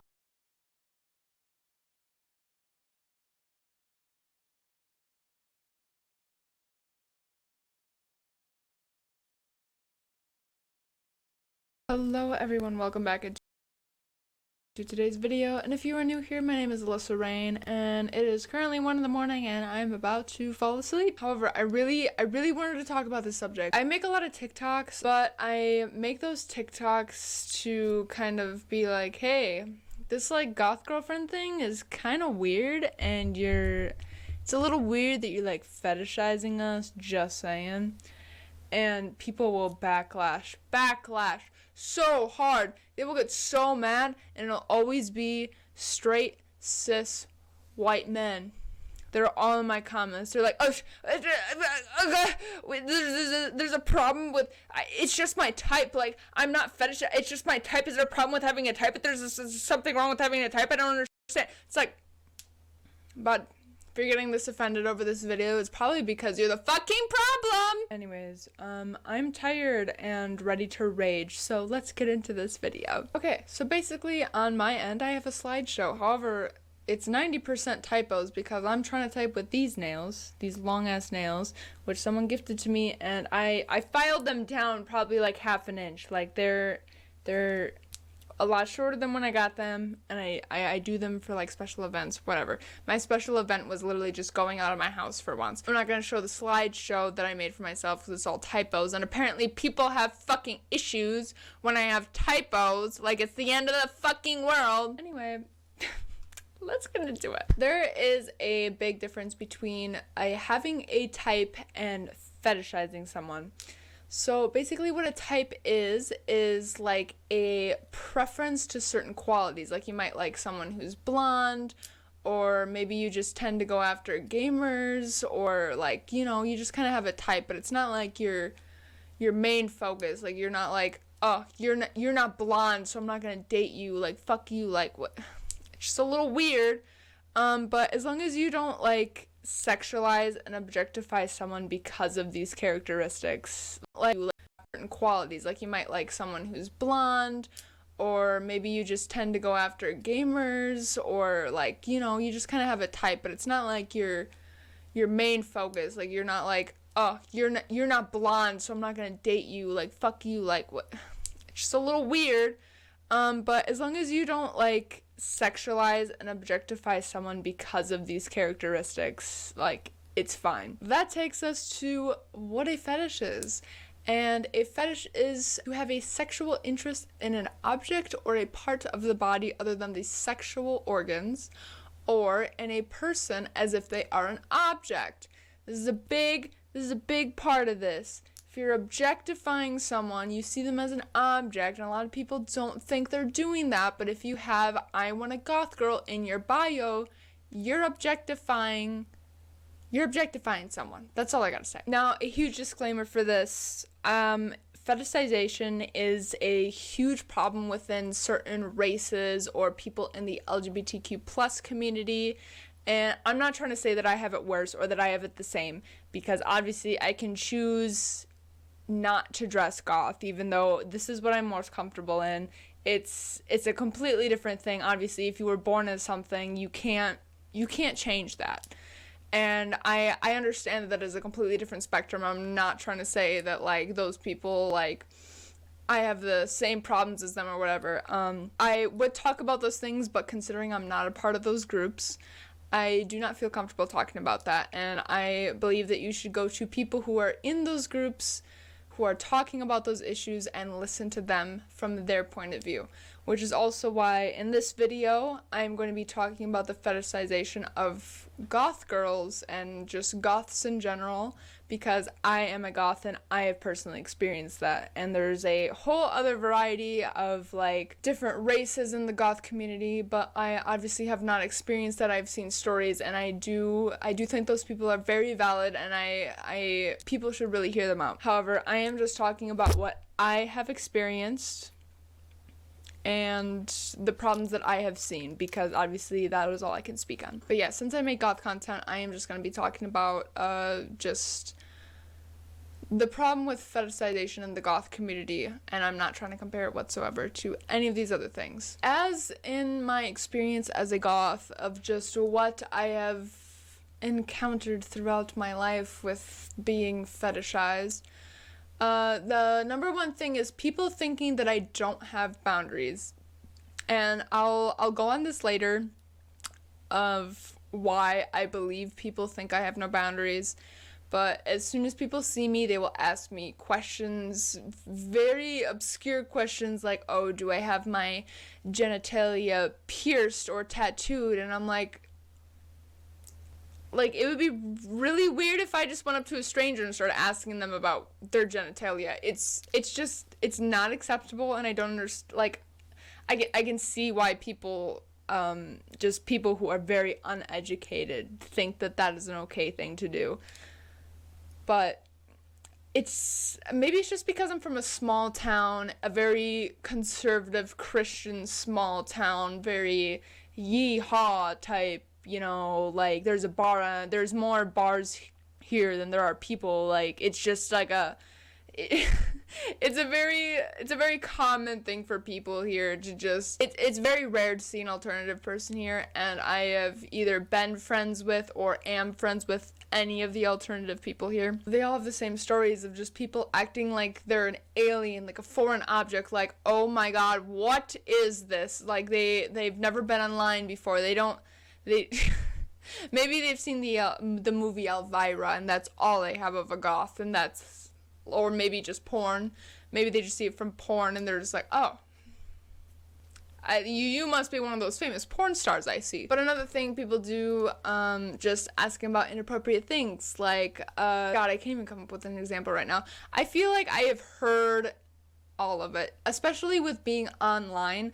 Not only in my small town are people coming up to me and asking me these things who aren't online, but I'm also getting the people online who are finding me and asking me very inappropriate things, such as, like, oh, like, you have all those tattoos and stuff, like, do you get off to pain or something? Like, you do this for pleasure? And I'm like, it's literally 2 a.m. at a Quick Trip, and I'm just trying to buy some chocolate milk. Like, can you please back the fuck off? Another thing that I experienced that I'm sure a lot of other groups probably experience this is stalkers.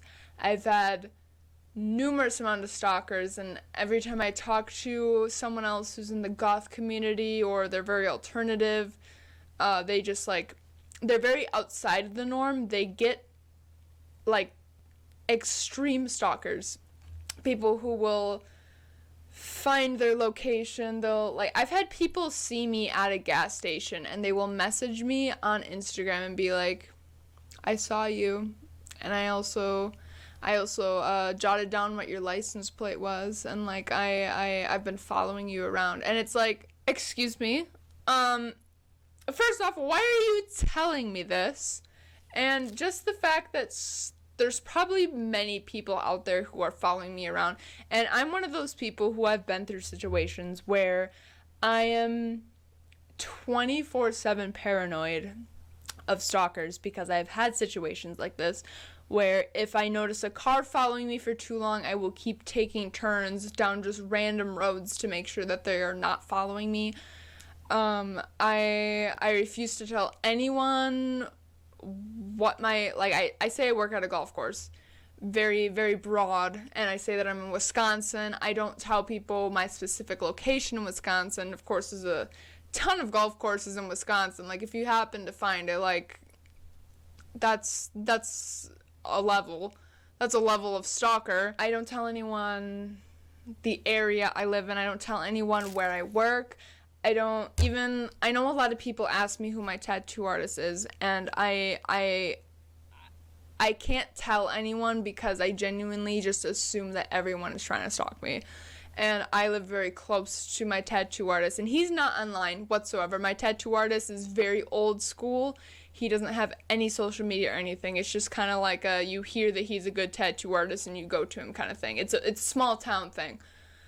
But I don't even tell people, like, who my tattoo artist is. I'm like, yeah, I'm, like, in Wisconsin. Like, it's a long stretch. I mean, you can probably find just as good of a tattoo artist in your location, considering that all I have is black ink. This is just straight black ink. This is all he does. I don't even have white highlights. Mainly because I'm pale as shit. You know, a lot of artists just do black. I think it's probably the most common thing, because, like, color is a very complicated thing, because you have to go with color theory and, okay, whatever. I'm getting off topic right now.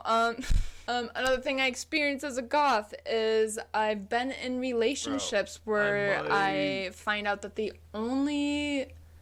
don't really like me. They just kind of use me as a flex. They're like, yeah, I'm dating that goth chick. I'm dating the goth chick around the town. I've had it happen so many times. Or like, yeah, I'm dating that girl on TikTok. Like, such a flex. And then I find out through their friends and things like that. Another one is I get nonstop every single day, multiple times a day, every single time I check my DMs on literally any platform, of people fetishizing me or objectifying me or just sending me really out of pocket things that I'm like, I like, people will send me things that I've never even heard of before. Like, it is some weird fetish, and I'm like, why are you saying this to a stranger? Like, why me? Why did you tell me about this thing that I have never even heard of before? Is it just because I'm goth and you think I'm freaky and I'll probably be like into it? And also the amount of genitalia pictures I get on the daily basis, like, I don't want them.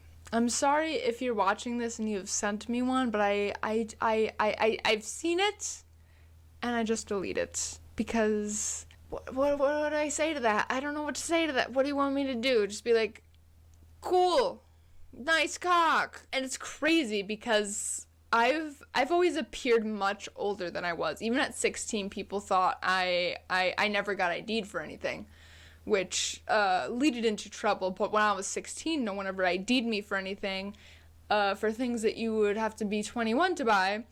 So I got away with a lot, and just looking older naturally, I guess it just ended in me as a minor, random men coming up and just saying the most provocative things to a literal high schooler. At the time, I was very just conditioned to, I just kind of knew it. It was almost like a compliment to me because I was like, oh, I look so much older than I am.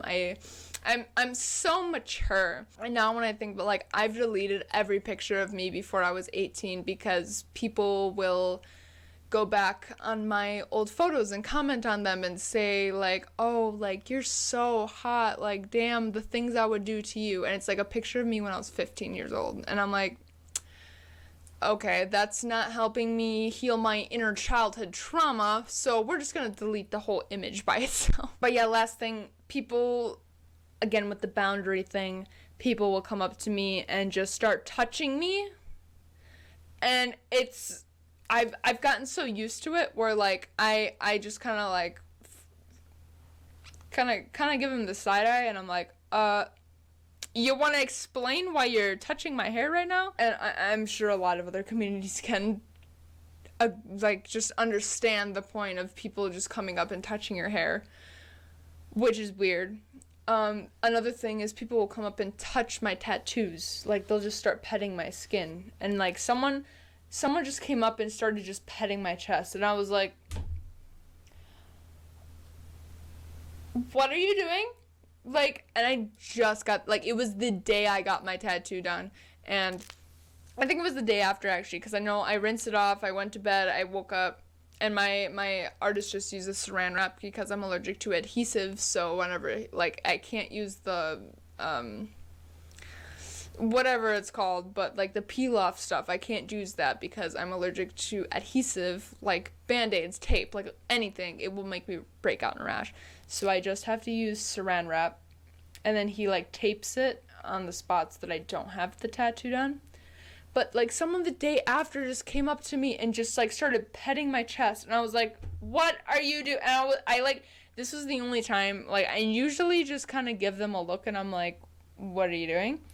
But, like, this time, I, like, actually, like, really, like, shoved them off. And I was like, I just got this done. Do not get your nasty-ass, dirty-ass, wrinkly, gross, nasty fucking fingers all up in my tattoo. I just got this done. Like, what are you doing? Like, who in their right mind just does that? Like, I can understand.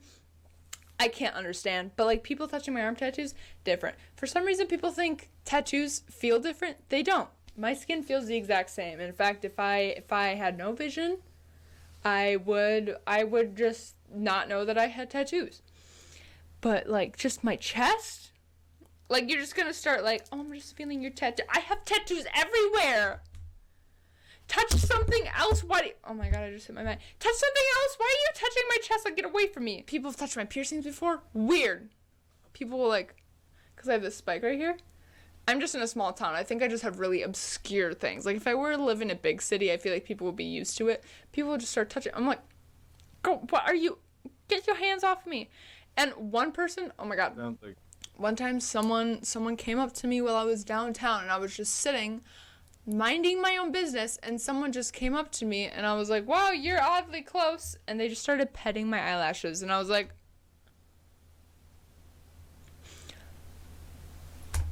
what are you doing? Quit touching people.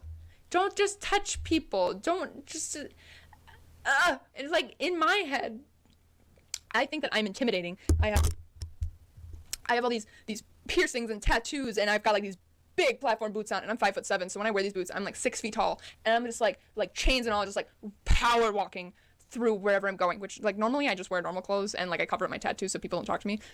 But on special occasions I will dress up and I go out, and I think that I'm so intimidating, and people will just start touching me, and I'm like, how do you not, like, I could rock your shit right now. I could beat the fuck out of you. And like, maybe they just look at me and they're like, that scrawny ass bitch ain't gonna do shit to me, which is fucking true.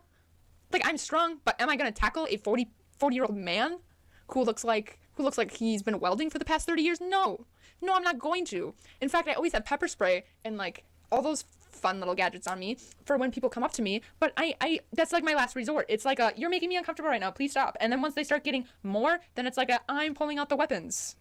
I cannot tackle someone. I cannot fight someone, okay? I am in platform boots and I'm already very clumsy. I am going to fall on my ass if I try to fight you. I got the pepper spray. That's always in my hand. Like, why are you coming up to me? What are you doing? You're fucking crazy. Guys, I'm so tired. I'm sorry. I'm very chaotic right now, and I'm just talkative, and that's just how life is. But we're coming on the part of why people fetishize goths.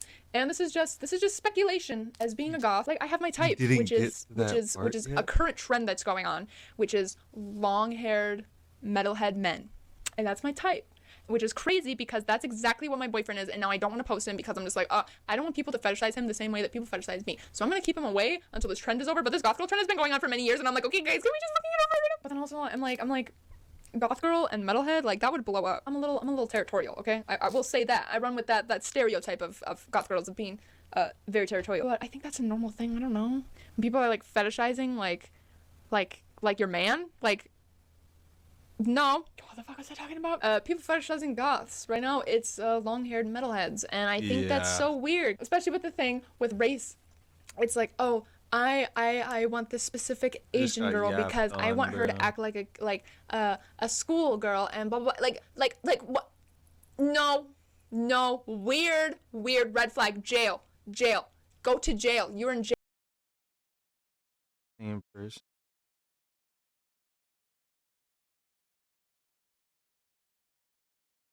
What's good, Josh? Hello everyone, welcome back into today's video. Like what? No, weird red flag. Jail.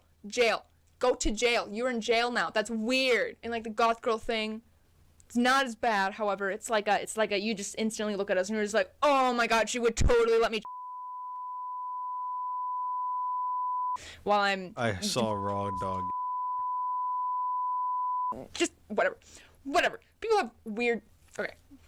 Anyway, containing myself. But this also brings me to the topic of why goths are fetishized.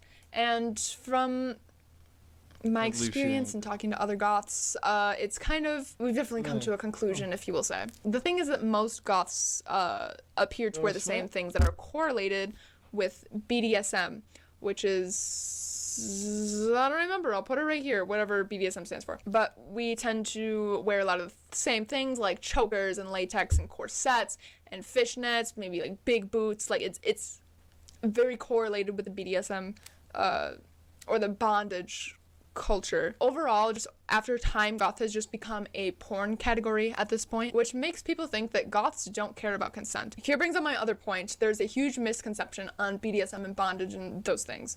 Is that when you're just watching it, it like, if you know nothing about that category, you're just watching it and you're like, oh, it's just completely taking power over someone, completely dominating them, doing whatever you want with them. But the thing about BDSM and those things is that everything is consensual.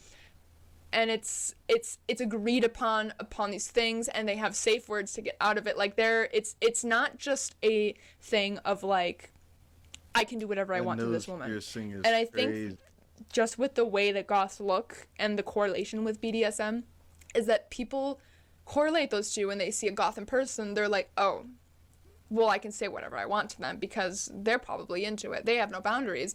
Like, I can do whatever I want with them. I can say whatever I want to them. Which people would do their research on things and not just base people off of porn, which I know that other races and LGBTQ plus members experience just like oh, well, you're this, so I can ask you anything I want because I've seen a porn category of you, and on that porn category, they did whatever they wanted to use. So like, but another thing is the whole trend of the goth mommy or the big titty goth girl thing that's going on, which does not help debunk those allegations whatsoever, just makes them a lot worse. As well as I've gotten this, oh my god, this is my pet peeve, my literal worst, the thing that will make me absolutely just fucking lose my mind. Like, if you want to piss me off, go under any of my posts and comment, I can fix her. However, if you do that, I will be blocking you, so take that with a grain of salt. Do whatever you want with that, but I will say it's I can't even explain, like, just the fact that you think because someone's into a darker aesthetic means that they are broken is such a stupid stereotype. It is the dumbest stereotype. I can't even think of a correlation right now. It just drives me through the fucking roof. It makes me so pissed off because I'm like, you're clearly commenting this because you're attracted to me. You saying that I can fix her means that you want to change me when I don't want to be changed. There's nothing wrong with me. This is what I like. In fact, if I were to dress normal, it would probably make me way more depressed and feel like I am not myself, because this is who I am. This is who I feel like I am. I feel the best when I look like this. I feel the prettiest when I look like this. I've done normal makeup before and it just doesn't feel like me. So you can with that whole I can fix. Shut up. Oh, shut up. And also just you saying that instantly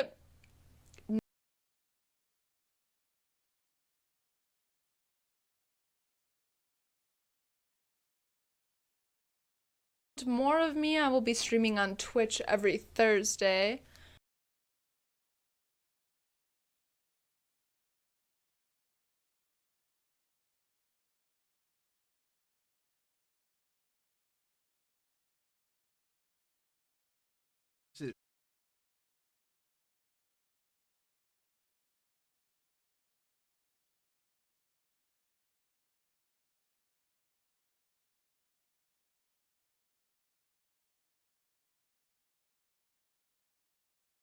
It was like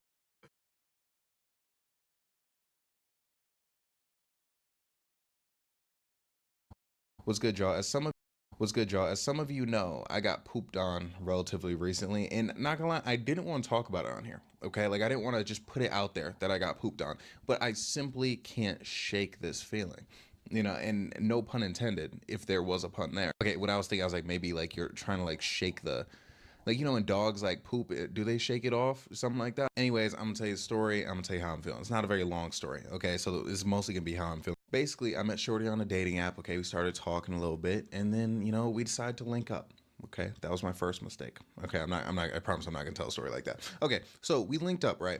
And then we were chilling, just like chatting, you know, making small talk. Like, I think House was on the TV. I've never seen House, but it seemed interesting enough to have on during a link. But anyways, we're talking, you know, like super cool stuff like that. And I forgot how it went down exactly. I forgot how we got to like the freaky portion of proceeding. Not gonna lie, I think she might have just took control, okay? And I'm really into that. I respect it. Like, I think, you know, we're just sitting down chilling, and then like she got up, and then she like, hold on. She hit me with one of these, bro. Like, wait, hold on. She hit me with one of these, bro. Hold on, me shaking. Yeah, she hit me with one of these, bro. So like she's on my lap like this. So, you know, I'm like Why? I'm grabbing her cake, right? Because like that's what you got to do. Like Yo. you got to go there instantly. Because if you don't go there instantly, you don't want to creep up there later. Like it's just instantly the move. Because we both know what kind of timing we're on. So I grab the cake and we start Why is making he out doing it? passionately. Okay, like my head's facing this way, but imagine someone else is like facing this way right here. We're up in there, okay? Yo. And then she hit me with a maneuver I wasn't expecting. Like she got up for a second, like kind of like not all the way up though, okay? Like she can you still hear me? Okay, so she was kind of like this, right? She was like these, and then she reached her arm back to grab the meat. To grab the meat from like behind her and under her legs. I was like, I like that. Like I like that initiative. And then she was like, ooh, can I put it in my mouth? I was like, yeah, it's crazy, bro. They love asking. I'm like, bro, you're asking? Like, come on, just go ahead. Even though I do appreciate oh my gosh, I might have just woke up my neighbors. Oh my God, I woke up my neighbors talking about this. Oh my God. But anyways, I do appreciate them asking. I feel so bad. I do appreciate them asking because what if I didn't want the sloppy? Okay, that's very, notable. And I'm not gonna lie, I need lotion that's better at moisturizing because I feel like my elbows are a bit like ashy still. And I just put lotion on, like I just got the shower. But anyway, she asking me sloppy, then she gave me sloppy. Very, very good sloppy. Very talented young lady. I really appreciated it, right? But then she gets back on top of me. We're making out again, right? But then I sense like she's about to try to put it in. So I'm kind of like, I tell my meat, I'm like, Vanessa, get out of there. Okay, so I kind of like wiggle it so it doesn't get in there because I was like, what are we talking about? Like off the rip? No. So then I look for the opportunity. I asked, I'm like, yo, do you want to go to the bedroom? Because we were doing this on the couch, by the way. So then she was like, yeah. We went to the bedroom. And then, I got protection, put it on and whatnot. I got the protection and I was about to hit it from the back. Okay. Now, usually I hit it from the front at first, like missionary. But, I was like, I'm kind of feeling it from the back today. Like I feel like this is who I am right now. So I was going for it. And then she was like, wait, can I get on top? And I was like, something I gotta tell you, bro. I don't trust women being on top. On this situation, I ended up being thankful that she was, but I'll explain that later. I feel like most women, and look, I'm not even saying, I feel like a lot of the women I've been with personally do not know what they're doing when they're on top. Just like straight up like rhythm wise, just it's like what's really happening there. Sometimes like their angles aren't good and you're hurting my meat. Like I've been with women where like they've tried to get on top like a couple times and then after that I was just like no, I just had to take over because I'm like I'd rather because things if I'm putting in my work, I know I'm putting in work. Like if I'm putting in the strokes, I can trust that I'm doing an admirable job for both parties. But when they get on top, it's like the thing is, it gets to the point where like, like they're on my meat and I'm not really liking it. And I'm like, are you even liking it? Like, are you even enjoying this? Like, cause I'm not all the way bought in every time. Mind you, this isn't all women. It's just a lot of women I've been with. Like, the thing is, it gets to the point where like, like they're on my meat and I'm not really liking it. And I'm like, are you even liking it? Like, are you even enjoying this? Like, cause I'm not all the way bought in every time. Mind you, this isn't all women. It's just a lot of women I've been with. Like, I don't believe in them up there. Okay. I don't believe in them bouncing on. Plus, something you gotta understand about my meat is when I'm bricked, it's bricked. Okay. Now, but I still feel the sensation. So it's like, I'm extremely stiff, but like any sort of any sort of like movement like that, any sort of like misbalance, I feel it still, which I feel like most people feel it. But it's like I'm not really malleable. Okay, like remember Drake, when Drake leaked his like meat and basically he was like wiggling it around and like everyone's saying it's fake meat because it was so wiggly. Mine is not wiggly. Like when I'm bricked, it's like we're gonna be straight up the entire time. Like if I'm laying on my back, it's gonna be like these. Actually, kind of like a little more like up though. Like whoa. No, not that. But basically, it's like my meat is at, I promise you, whatever you think that could have been, it wasn't. I promise you that right there. And plus, my arm was like this anyways. Not like, you know what I mean? Like my hand was like that. So it wasn't what it looked like, man. I swear to God, dog. Like I don't even condone any of that. But anyways, okay, it's like when I get bricked up, it's like, it's straightforward, but at the same time, a bit up. You know what I mean? Like, you know what I'm trying to say? It's like, very much like great posture out of Vanessa, great posture out of my meat. Like goes up, but like not too far up to the point where it's like I can't really put in work the regular way, and I don't have to like hunch over. Like this is fine, but like I feel that tension because like it goes a bit up, you know what I'm saying? So anyways, it's like, if you're up there and you don't really know what you're doing, you can put me in a lot of discomfort and you could really mess me up, okay? And it's like, I don't want to deal with that, okay? Like, if you're gonna be on, I'm not gonna lie. The only time is if I'm like, now if I'm sitting like this, like if I'm, and you're doing it Why like is he that, still then sitting like like it can be a that? lot easier. But if I'm just straight up all the way on my back and you're like on top and you're like trying to put in work, I feel like a lot of times like they don't have the full, they don't have the full like feng shui of the movement, which is fine. Usually I can make it work, but like a lot of times, like with a lot of people, I feel like I have to like withstand that more than like actually like enjoy it in the moment. But like it only makes those times better though, when they are on top and they are just and they're really hitting that rhythm and they know exactly what they're doing. It makes those times that much better. Anyways, so this time, like, so she wanted to get on top. I was super nervous, and she did get on top. Okay, and it was actually decent. Okay, I was rocking with it. Okay, it wasn't so much I have to withstand this time. I was rocking with it truly. And then in the middle, she was like, "Wait, I think I might have." And like she didn't want to say it, and I was like, "What?" And she was like, "I kind of like." And then I forgot like exactly how like she said it, but she made it clear that's what happened. And I was like, oh my God. And then the second she made it clear, I instantly started to smell it. And I was like, no, this can't be. No. And then she said she started to smell it. And she was like, oh my gosh, like, can I take a shower? And I was like, yeah, go ahead. And then she got off and I'm gonna say this, and you might not get it, but like, thank God it was like the perfect amount of diarrhea. Reason being, my nigga, it was like, it was on my balls and like the bottom rather than like getting, too much on the bed, which again, like when I said, like, I was glad she got on top, made it work. Okay. I was so happy because I'm like, bro, I have dusty mauve sheets. They're very expensive. If she got shit on my dusty mauve sheets, I swear to God, bro, I don't know what I would do. Like, I fucking love those. I need a comforter though, but like, I love those fucking sheets, dog. So anyways, I'm looking at my meat, right? And I'm like, because obviously I'm gonna check. So I'm looking, I'm like, why me? Thankfully I had 2 bathrooms so I could shower while she was showering. Like, it was one of those, like, I went into the zone at the time where I was just like, okay, fine, whatever. And she got out of the shower, I got out of the shower, and we were kind of chilling, like, the vibes were good near the end, which anytime I got to, it's funny, especially when I tell women that story, they're like, I don't know how she stayed. And I was like, I'm just that comforting of a guy. And they're like, you definitely are. Like, the proof is in the pudding of me being a comforting man. If I can broker her to stay here during post shit. Not even though I was trying, like, I'm not gonna lie, if she would have told me like I think I should leave, I'd be like, hey, I understand. I would not have had a problem with it. But I feel like the fact that like she didn't even like try to leave, kinda, it says a lot about me, and it says about me being a sweetie pie. I kind of want to sit in this chair normally. So yeah, sweet guy, she's hanging around, all that jazz. But then eventually she did leave. Okay, and that's when I got emotional, bro. Like, there was a TikTok I literally cried in it, because it's like, bro, like, there's so much I don't understand. It's like, how do you not know that you're about to poop? Like, how do you not know it's coming? And the thing is, if you do know it's coming, why didn't you warn me? Why? Because mind you, she was bouncing on me, doing her thing. She was having a grand old time. Like, I mean, to at least from my, point of view, I know people really get mad when like men talk about women enjoying relations with them, but like, yeah, like it seemed like it was, going well. And I mean, I'm sure it did, because she's trying to link again too. So yeah, I'm sure it did. But I'm like, was it really one of those moments where she was like, I know I'm about to shit on him, but I don't even care because I'm about to get my rocks off? Like, was she on that, bro? If so, I'm like, damn, you could have shit before.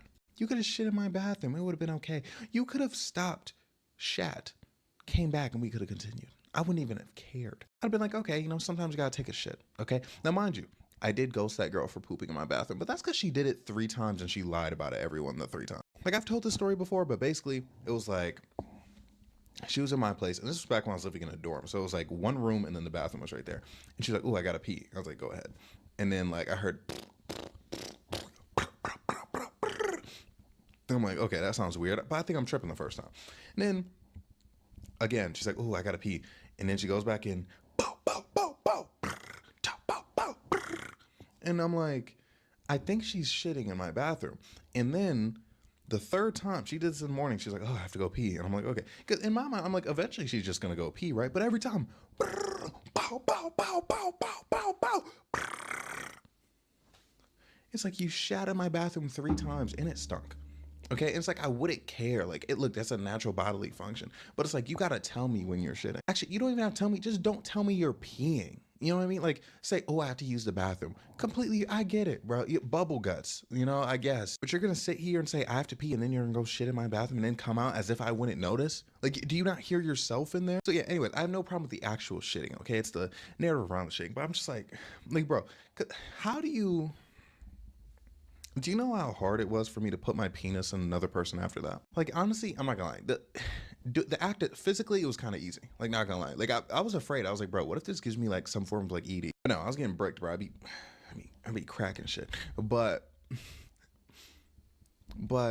just mentally, like, I feel like I'm not all the way there. Because it's hard to get it out of my head. Because like, sometimes like I'll be, and thankfully, again, they're not on top too frequently. But like, sometimes I'll just be like, bro, like, she really pooped on me. Like, and I'm like, bro, it's like I just have so many questions. And I'm wondering, does this mean I have to link with her without her pooping on me to see like how it goes? Am I tripping? Is that a crazy idea? Because I'm not gonna lie, I didn't think about it before I said it, but as soon as I said it, I was like, I kind of love that idea. Okay, I'm not gonna lie, bro. This video was originally gonna be about how this is emotionally affecting me, bro. I don't know. I might have to link again, because I feel like if I link again without the poop, it's just going to bring like something good out of me. But it's like, I don't want to look at her and see the poop within her. You know what I mean? Like, I don't want to see, because you know when someone poops and like some food doesn't digest and you see it in there, like corn doesn't digest. I saw corn, which...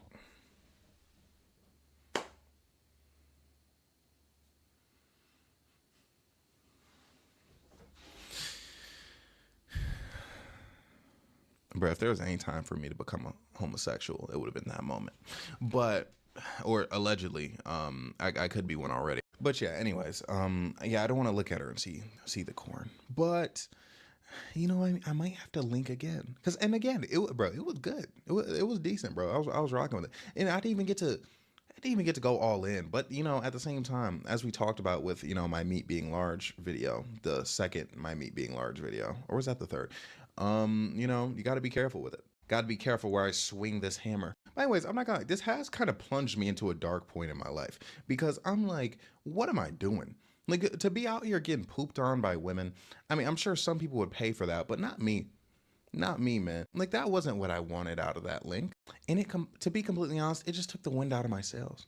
You know what I mean? Just out of like everything I had going on. You know, like there's certain members of the roster where, you know, I'm texting them back a bit slower. They probably think I'm pulling away, but it's like, I'm not. I just have to, there's time I need to spend by myself, like really mulling over what happened here. But I don't know. Okay, see, now I wish I waited to record this video until after I linked the second time so I could tell you guys about my triumphant comeback from, you know, the poop situation. But honestly, I don't know. It could be second video worth, bro. If she poops on me again, I swear to God. And when I said this, I wouldn't put hands on her, but like I would be like upset. Like I'd be very like, I'd be like, what are we doing? Because at that point, I'm like, okay, that's definitely a fetish that you've done to me multiple times on purpose. But do I take that risk? Maybe. Okay. I feel like it's very much worth the more likely possibility that she's not going to poop on me the second time. And also, again, she was nice. So I don't know. Again, I expected this to be a much more sour video for me, but I feel like it's hopeful. Let's go. Like, I feel so motivated now. Okay, let's go. Now, basically, I'm going to have to do my meat workouts all day and, you know, see if she wants to come by tonight. It's a weekday. It's a weekday. I don't care, bro. She can figure it out. But anyways, do y'all believe in me, bro? Because I think, bro, not gonna lie, I think sleeping with her and not getting pooped on might, like, invigorate me to do some crazy shit in like a good way. God damn, bro. Like, I'm not gonna lie, I thought this was gonna be like a sad, somber state of affairs, because again, it has been like affecting me, but like now that I'm talking about it, now that I'm speaking openly, like I feel good. I feel good again. Wow. I mean, I have also been taking a lot of like vitamins and supplements, which is, you know, I guess why my mood is so good despite the poop situation. But something just hits right now. But let me know in the comments if you think I should link, think I shouldn't link. That might affect my decision. It probably won't.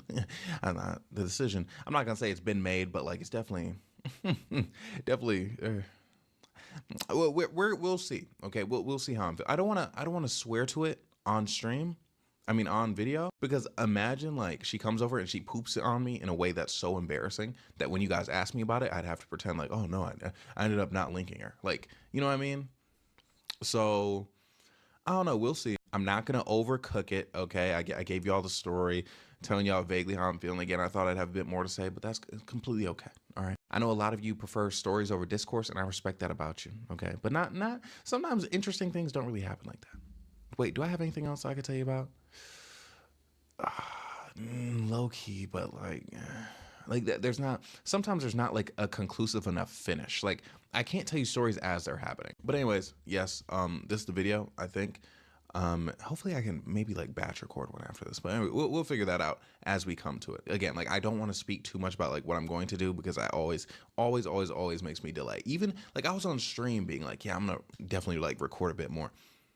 The second I say that, something happens, and then I end up having to take a few days. So anyways, you know, just I'm gonna take it one video at a time. Here's this video.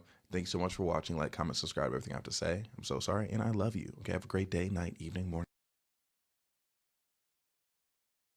Hold up, man. Barcroft got the risky shit. I gotta make sure this can be cleared.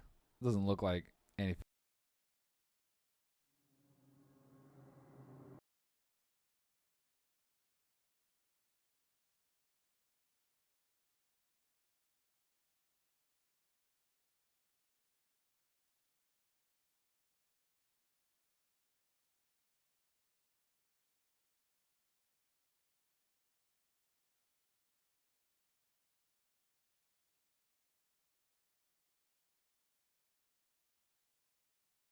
Yeah.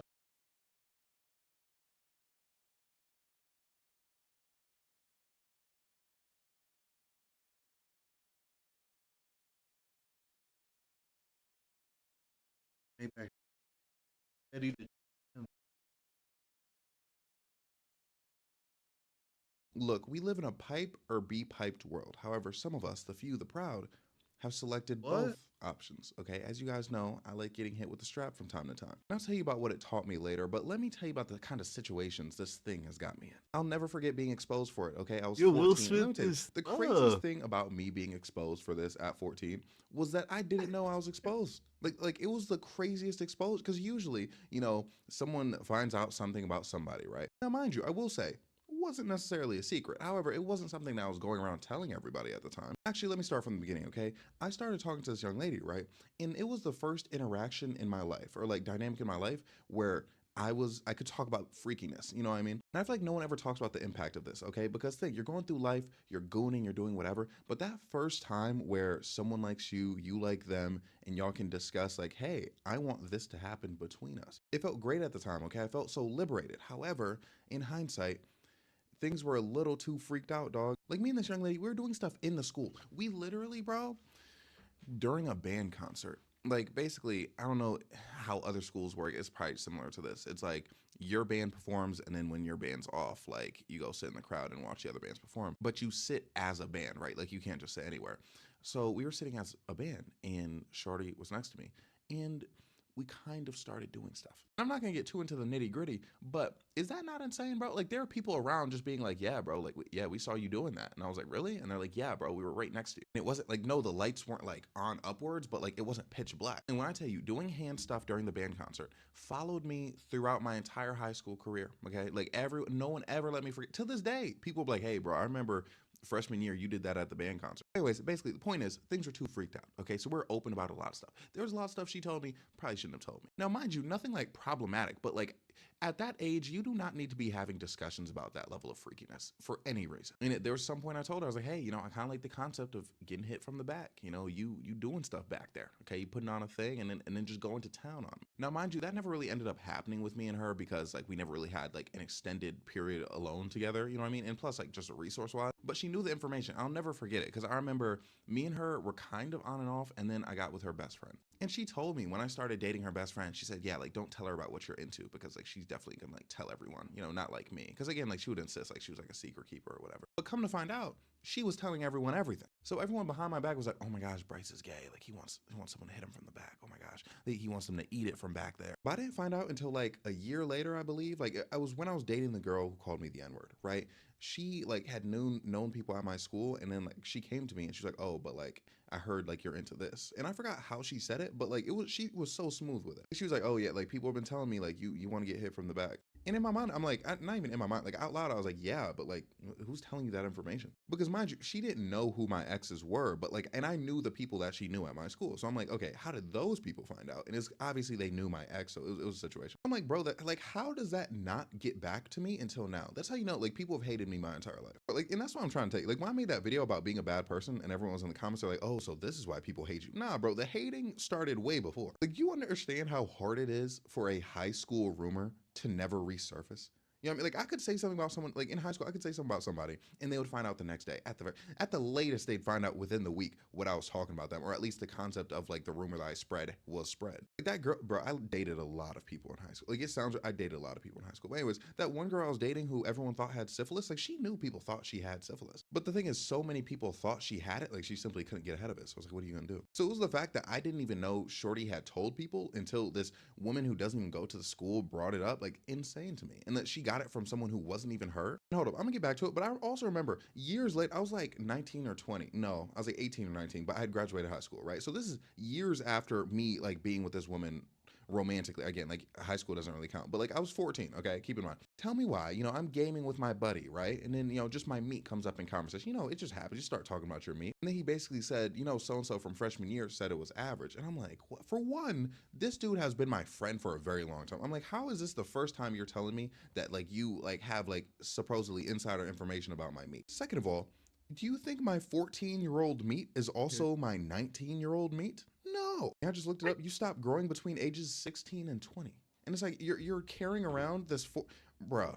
Vanessa was not grown up yet. As simple as that, okay? And the thing is, the problem it was for me at the time is I knew I had grown since then. Yeah, but I didn't gotta know name exactly it. how big I was. Because at that point, I hadn't measured it, okay? All I had was people's word. But when you told me that, I'm just like, how do meat rumors not get back to me until after high school's already finished? But I do guess I have to say, because me and her were on and off again, okay? And it's like when it's off, it's like, oh my gosh, your meat's small. And it's like, no. And then like when you get back together, it's like, oh my gosh, your meat's big. And you're like, yay. You know, it was one of those things. But again, I didn't know the rumors were being spread. And it's like, obviously when it comes to rumors, like it doesn't have that same dynamic. Like once you're on good terms, it's not like she was gonna go around being like, guys, no, like I was lying before. It was big. Like I was just trying to insult them. Like how did none of these rumors get back to me? Okay, but anyways, okay, girl who called me the N-word, she was willing to hit it from the back. And I think, okay, I'm being completely honest, I definitely made a video on her where I was like, oh yeah, she was homophobic. She always thought I was gay. And I think I completely forgot at that time. I was like, man, like I don't know why she always thought I was gay.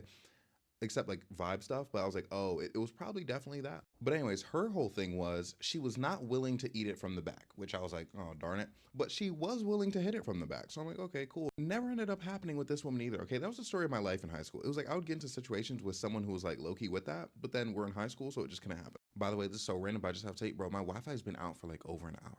And it's like, I can almost not function, bro. This is actually horrible. But anyways, eventually I get past high school and then I get to college, you know, and that's when I meet, you know, people who are with it and also they have access to the tool. And also, I didn't know where I was going to put this in, but I need to tell you something right now, okay? I'm with the stuff. There's this one woman where apparently she said that like her like male relative said something because she mentioned like putting stuff in my behind, right? And then apparently he said something like, oh, well, you know, he definitely loves you because no man's letting a woman do that if he doesn't love her. And I'm like, please, bro.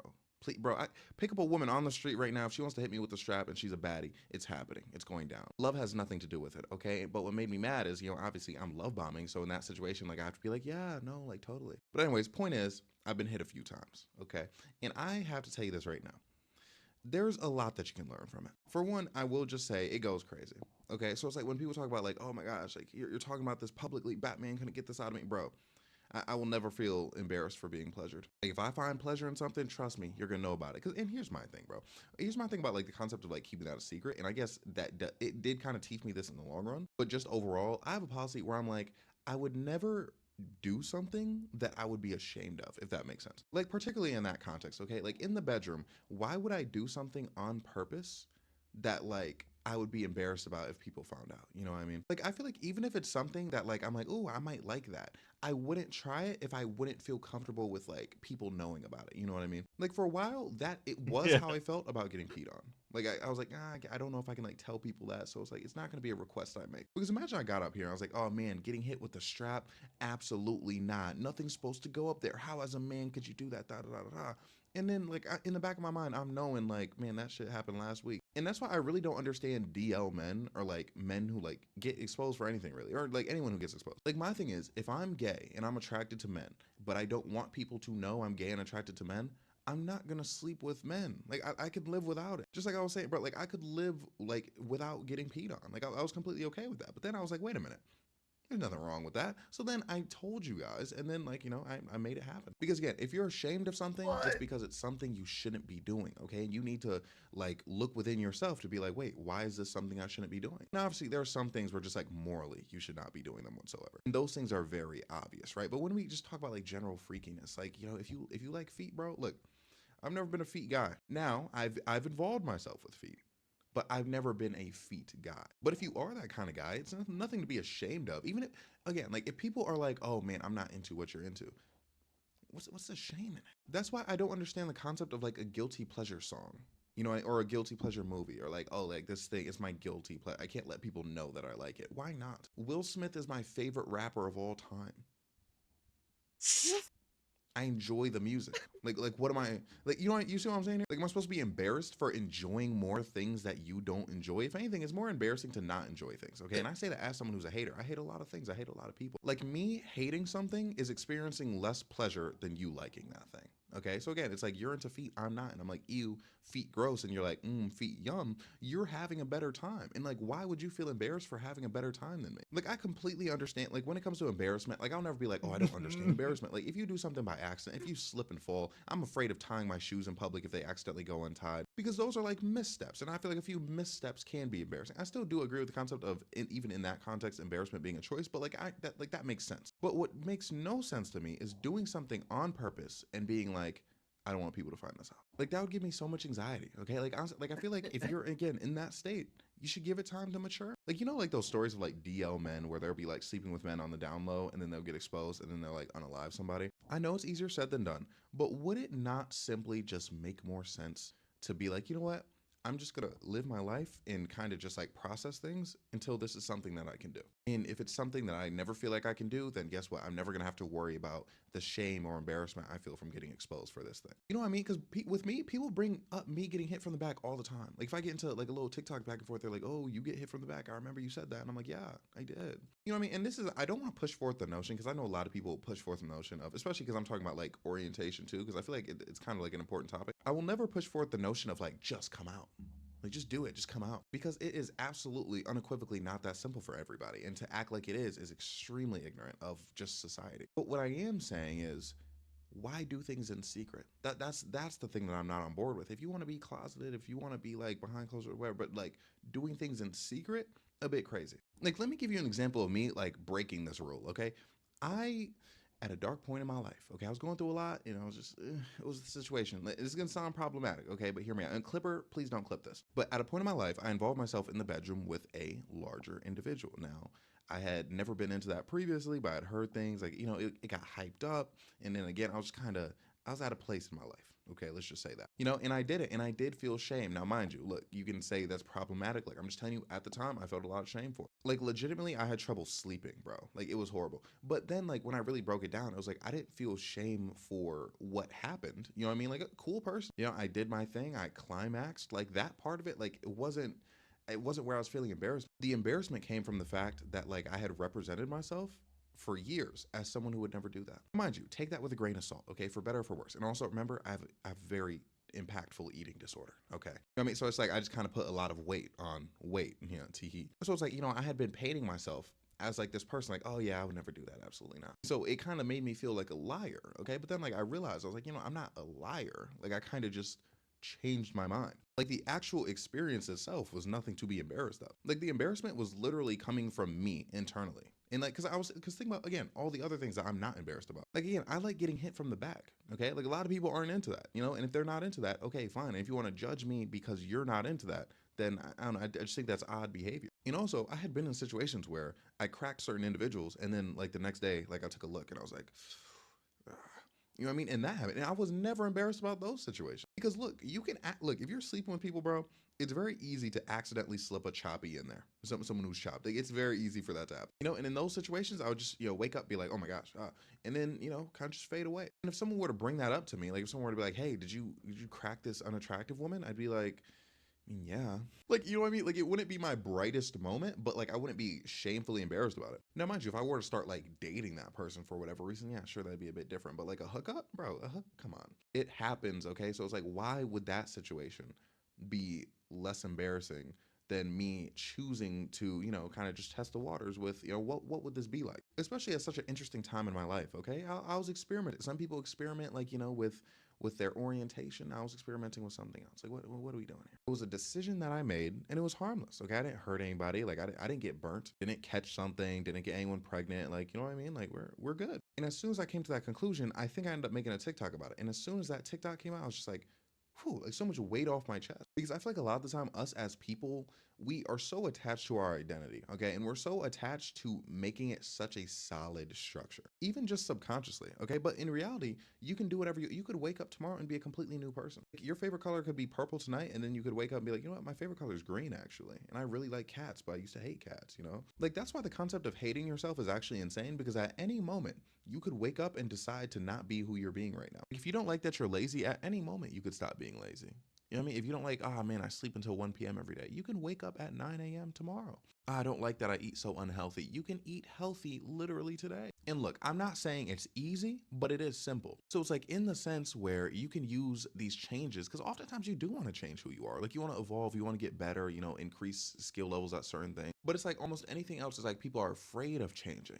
Like people are afraid of changing by accident. That's what they're afraid of. Like on purpose, like, oh man, I want to do self-improvement. I want to become, more confident. I want to become a leader, blah, blah, blah. That's all fine. But if you change in a way that you weren't planning to, oh no, it's the worst thing ever for some of us. Like, you guys know how I said I'm not a feet guy, right? Like, imagine like I tomorrow just wake up and I'm like, you know what? I think I'm kind of rocking with feet a bit. There would be no shame in the concept of me starting to be into that. It's just an alteration that could have came on for any number of reasons. So it's like this structure that I at the time had built for myself, where I was like, okay, like I would never sleep with someone who's XYZ. Like, I would never sleep with someone like that. When I broke that rule because of a genuine, like, just human emotion, like curiosity, I was panicking. I was scrambling because I felt like there was a hole in the foundation, that like the ship was gonna sink. But the thing is, in reality, you're not even in water. Like, people are so afraid of not knowing who they are that they don't realize that it doesn't matter if you do or don't. I remember when I was in the hospital, okay, the loony bin, the psych ward, the therapist asked me, she was like, do you know who you are? Like, do you think you completely like understand everything about yourself? And I was like, no, not really.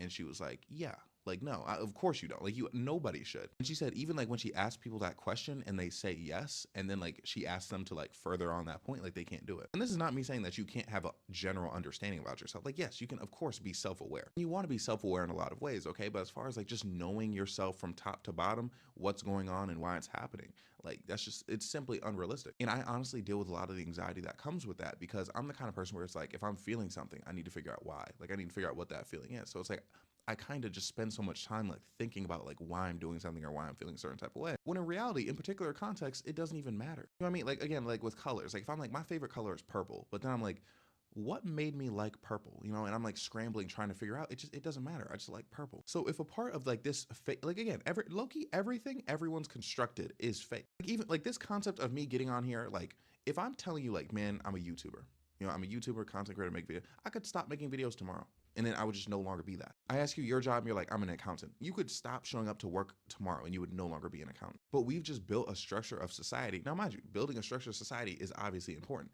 but a society where people fill specific roles. You know what I mean? Like, I'm not going to make this video today and then tomorrow perform open heart surgery, and then the next day play the violin at the Philharmonic. And that structure is important because that's kind of just how society functions as effectively as it does today. But at the same time, it's still made up. Like, you go to school and like your teacher or professor is talking and you're listening to them. They tell you to be quiet and you listen to them.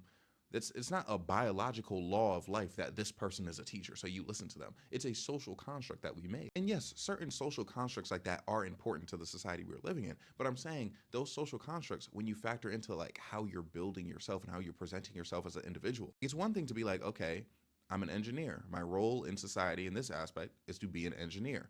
But it's a completely different thing to be like, I'm a straight male. My role in society is to be a straight male. And that's how people get messed up in those situations, because they'll look at something like their orientation as just as set a stone role as their job is, right? And mind you, they might not tell you that out loud, but like subconsciously. Like if cause I mentioned earlier, like you could just stop going to your job and you would no longer be a person who does that. That would no longer be your role in society. You could do that, but you know, likely you wouldn't have any money. You could go homeless, stuff like that. If you do, obviously you do break certain your roles in society, you would go to jail. Like if you were a mother and then just one day was like, you know, I'm gonna leave my kid and just like walk around, you know, but like no one's watching the child. But think about it in other ways. Okay, you're straight, you know, you're a man who likes women or a woman who likes men. If tomorrow you decided to like your own gender, what happens? Like tangibly, what happens? Like obviously, like society, like will look at you a certain way, which does impact things, like I mentioned earlier. But what actually happens? Like, is your life ruined? No, of course not. So when I was in that situation where I had presented myself and gave myself the role of like, oh my gosh, I'm Bryce. I don't sleep with people who are large, right? Like I don't do that. It was a mind effort because when I tried it, I was like, oh my gosh, that role that I've crafted myself into in society, I'm not fitting it anymore. This is so embarrassing. And it's like you kind of like fight for it back. Like you want to like take it. That's why people lie, bro. Like think about like all those people who are like, oh, like I never da da da da da, because they want the role of never da da da da da. But then someone like pulls up and they're like, wait, actually you did da da da da. Like I've seen like situations like this with men. But like let's say I got on here, right? And I was like, bro, I've never cried over a woman ever. And then someone's like, wait, Bryce, yes, you did. You literally cried over me. Like, we talked about it. Like, that's insane behavior. And you just have to understand you can't get that role back. But that's why you should never structure yourself around the things that you would never do or around the things that you always do. Okay? Like, you can't be I'm always on time, except this one time, da da da da. You can do it in different ways where it's like, okay, like I'm the person, like I'll always try my best to be on time. And then if you let yourself down by one time you're not trying your best to be on time, then that is on you. And that is something that you should potentially be embarrassed about. But it's like, I'm telling you right now, okay, that I slept with that big person. None of you care for real. Like big picture, none of you even care. Like what, you're gonna unsub me for that? I'm not gonna, I feel like just because I said that, people are gonna do it. But my point is, I myself was so much more worried about that than anybody else would be. And like you hear about it all the time, like, oh, no one like cares about these things except you. It's true in the sense where your thoughts impact you more than anybody else's thoughts in the world. So again, looping it back to the topic that like taught me this, it's like I like getting hit from the back, okay? I like someone clapping my cheeks. If I were to care, if I were to be embarrassed about that, it would affect me so much more than it would affect anyone else. And that thought would affect me so much more than anyone else's thoughts would affect me. But again, when I don't care, when this is information that I'm liberal with it, even when these people do care more than me, like when people want to be like, oh, what, you do that, me not caring overrides the fact that they care. So it's literally like, undefeated method. Like if you're not judging yourself for something, other people judging you for it is not going to matter, within reason, of course, because we are all human beings at the end of the day. And that's why, like, when you talk about like things like systemically, like an openly gay person cannot judge themselves for being gay, but then like a bunch of homophobic people around them, like yelling at them, like throwing stuff at them, is obviously going to affect their mental. Like that's just common sense. But it also does work that way. Like y'all remember JP? He made Bad Biddy, that viral song a while back, and then people like tried to like expose him for like sleeping with a man or whatever, and then he was like, yeah, I did it. And like no one was doing it. Like no one could do anything from that point on. And also I learned this lesson very young too, but I didn't completely learn the lesson, but like it happened, right? I remember I was taking a test and I was taking too long. And I started like crying. Like I went to the bathroom, I started crying because I was like, oh man, like I'm taking too long. Like they're not gonna let me finish. Da da da da. I was a big nerd, like in elementary school. So I was crying in the bathroom, right? And then like, you know, I was getting support. Oh man. I had this friend, bro. He was so nice, bro. He helped me out. Like, cause I was like, man, I'm stressed. And he was like, bro, it's okay. And I feel like children are never really that nice to each other. So that meant a lot to me. But basically this other guy, like he came in and like, he just minded his business and he came out. But then later on, like he tried to bring up, like he was like, oh, Bryce, like, were you crying in the bathroom? And I was like, yeah. I don't know what possessed me to say yeah, because again, like you're a child, you don't want people to know you're crying, like you feel ashamed. But I just said yeah, and he literally just stopped talking after that because there was nothing. But like when people sense that you're trying to get away from something, like trying to like push back from like the concept of something, that's when they get you. And this can factor in with things that like even aren't necessarily true. Like, you know, like people call me DL. They're like, oh man, these are actually men you're sleeping with. I'm just like, oh, could be. Ooh, you don't know. Ooh. Like, what do they do? Like, where do they go from there? Like, that's why the whole thing, Batman couldn't beat this information out of me. Like, bro, like you'll survive. You'll be okay. Like, genuinely, the only thing that gives people power to judge you is your fear of them judging you for whatever that thing is. Like, think about the thing that you're the most confident about in the world, okay? That's something that no one can ever take from you. You know, actually, no, imagine you have a dog or cat or whatever pet that you think is the cutest little thing in the world. Like, you're like, bro, there's nothing cuter than this pet that I have, which I'm sure if you have a pet, you feel that way about them. Imagine someone came along, or you just, like, you see like a faceless comment, right? And someone's just like, ew, that dog's ugly, that cat's ugly.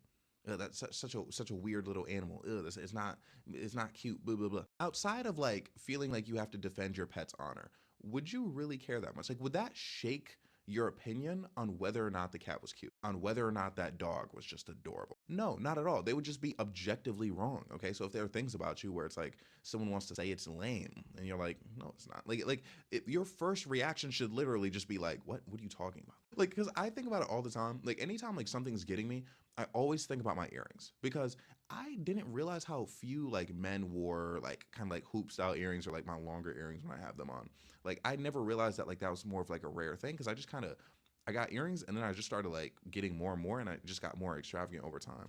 I thought I paused. And personally, I love my earrings. I feel like they're an extension of my body at this point. So when people are like, oh, like those earrings are ugly, those earrings don't suit you, my gut reaction is literally like it's literally something wrong with them. Like, even though like it could be something completely subjective, I'm like, clearly there is something wrong with your perception. The same way where if someone wants to judge me for getting hit from the back, if people are like, oh, like what's wrong with you? That's so weird. That's wrong. I'm like, there is something wrong with you for finding something wrong with that. And look, I know I'm throwing like a few concepts at you right now, okay, but I'll try to summarize my best. For one, the less embarrassed internally in your heart of hearts that you feel about something, the less embarrassed anybody else in this world can make you about that particular thing. And two, it's okay to change. It's not, by any metric, it's not embarrassing to change. The entire concept of your existence is fluid, dog. Like, there's no chemical or wrinkle in your brain that's literally gonna be like, okay, this person, they're gonna like ham and cheese sandwiches for the rest of their life. Like, you are not stuck being you. You're not stuck being like this character, this caricature that you made up. So it's like, don't force yourself into structures where you don't have to. Now, mind you, there are a couple, like obviously there are times where you say, oh, well, I'd never do this, da da da da.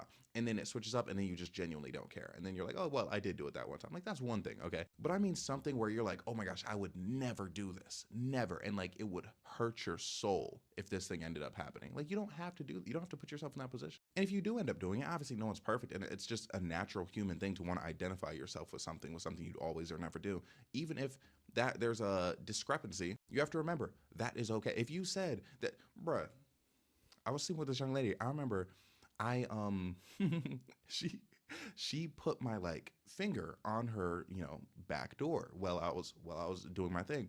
And basically she was like pushing down on it. I'm like, okay, so she wants me to go in. So then I basically put it in, and I'm not going to get too graphic, but like she was rocking with it, bro. And she was like, oh my gosh, like I didn't know. Like, she kept saying she didn't know. And I literally started laughing. And basically afterwards, she told me that literally just a week prior, she was telling like whoever in her life that like she would never do like behind stuff ever. Then lo and behold, it happens, and it's her favorite thing. And also, that's another message, okay? Never say never when it comes to like these things that aren't harming anybody. Like, if you were never going to let someone hit you with the strap, why not?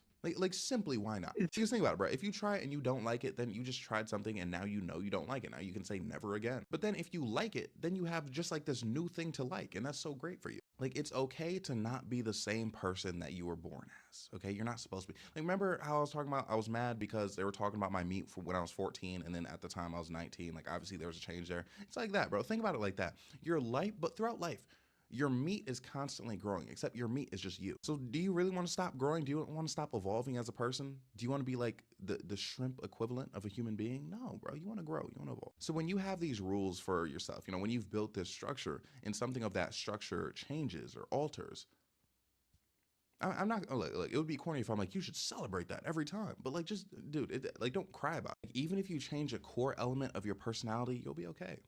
You'll be fine, bro. Everything is going to be okay. I'll never forget it. When I was a kid, I always wanted to be exactly like Will Smith, okay? And then basically I would always get allegations of like, you know, I don't know why I'm saying it like it's bad. Like people would tell me like I look like Will Smith growing up. I'm like, oh sweet, blah, blah, blah. But then it got to a point where like, you know, I'm growing up and I just starting to look less like Will Smith, you know? And I'm like, oh man. And I'm clinging on to it. I got the high top fade because I'm thinking about like Fresh Prince era Will Smith. Like I'm trying my best to cling on to it. And it is doing me no justice. I look completely, wait, I can show you guys a picture. Wait, no, I can't. I have no Wi-Fi. I'm so sorry. But yeah, I was not doing myself any favors, okay? But eventually, once I accepted that like, hey, I guess I'm just no longer gonna look like Will Smith.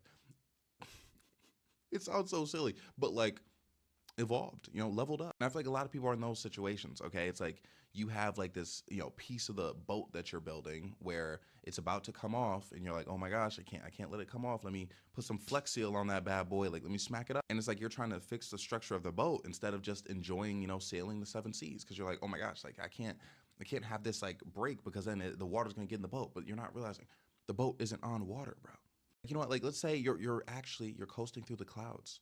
Okay, like it's completely metaphorical. The boat, like you could fly, you could jump off the. Yeah, no, that's what I want to say. You can jump off the boat if you wanted to, and you would still be flying. Okay, and you would still be seeing the 7 seas. I'm saying, and you know what? That point reminds me of something that I see literally all the time. Okay, it's when people talk about certain substances. Okay, and I'm gonna be careful how I speak about these. I don't know what I can say on YouTube. This is not encouraging you to do anything. I'm just like informationally. Okay, there are certain substances where they can lead to something that people call ego death. And it's you lose literally all subjective perception of yourself, because that's what ego is. And everyone has ego, which is a very, like, there's a lot of people who just like say like, oh, someone has like a big ego when they're self-centered, but it's like, no, just any subjective view of yourself is ego. So basically that ego death is that ego dying. You no longer have any subjective view of yourself. Now, mind you, this is temporary. Like you are no longer you experiencing existence. You are just literally just straight up experiencing existence. And you see how like everyone is connected and how we're all actually like, I can't get too much into because it would take so much time to explain, but like we're all actually like the same thing. Like we're like how we're all connected as like just beings and things in existence. Like with ego death, if me and you were having a conversation and then your ego died, you wouldn't see it as me talking to you. You would see it as you talking to you. But like, what is you? Like it's everything. It sounds ridiculous. It sounds crazy. I know, but this is it's a real phenomenon. You can look it up. And when this happens, a lot of people report the feeling of it feeling great because like there's no like pressure to be like who you are, you know? Because again, like I said, we're all like crafting out these roles like, oh, this is what I do in society. Like, oh, I'm this person, I'm this person, I'm this person. You don't have to be any person. Like you can just be. And it's kind of like being reborn. You get to build yourself back up. And it's like this concept, I don't know how I explained it to you. I don't know how you feel about what I'm describing.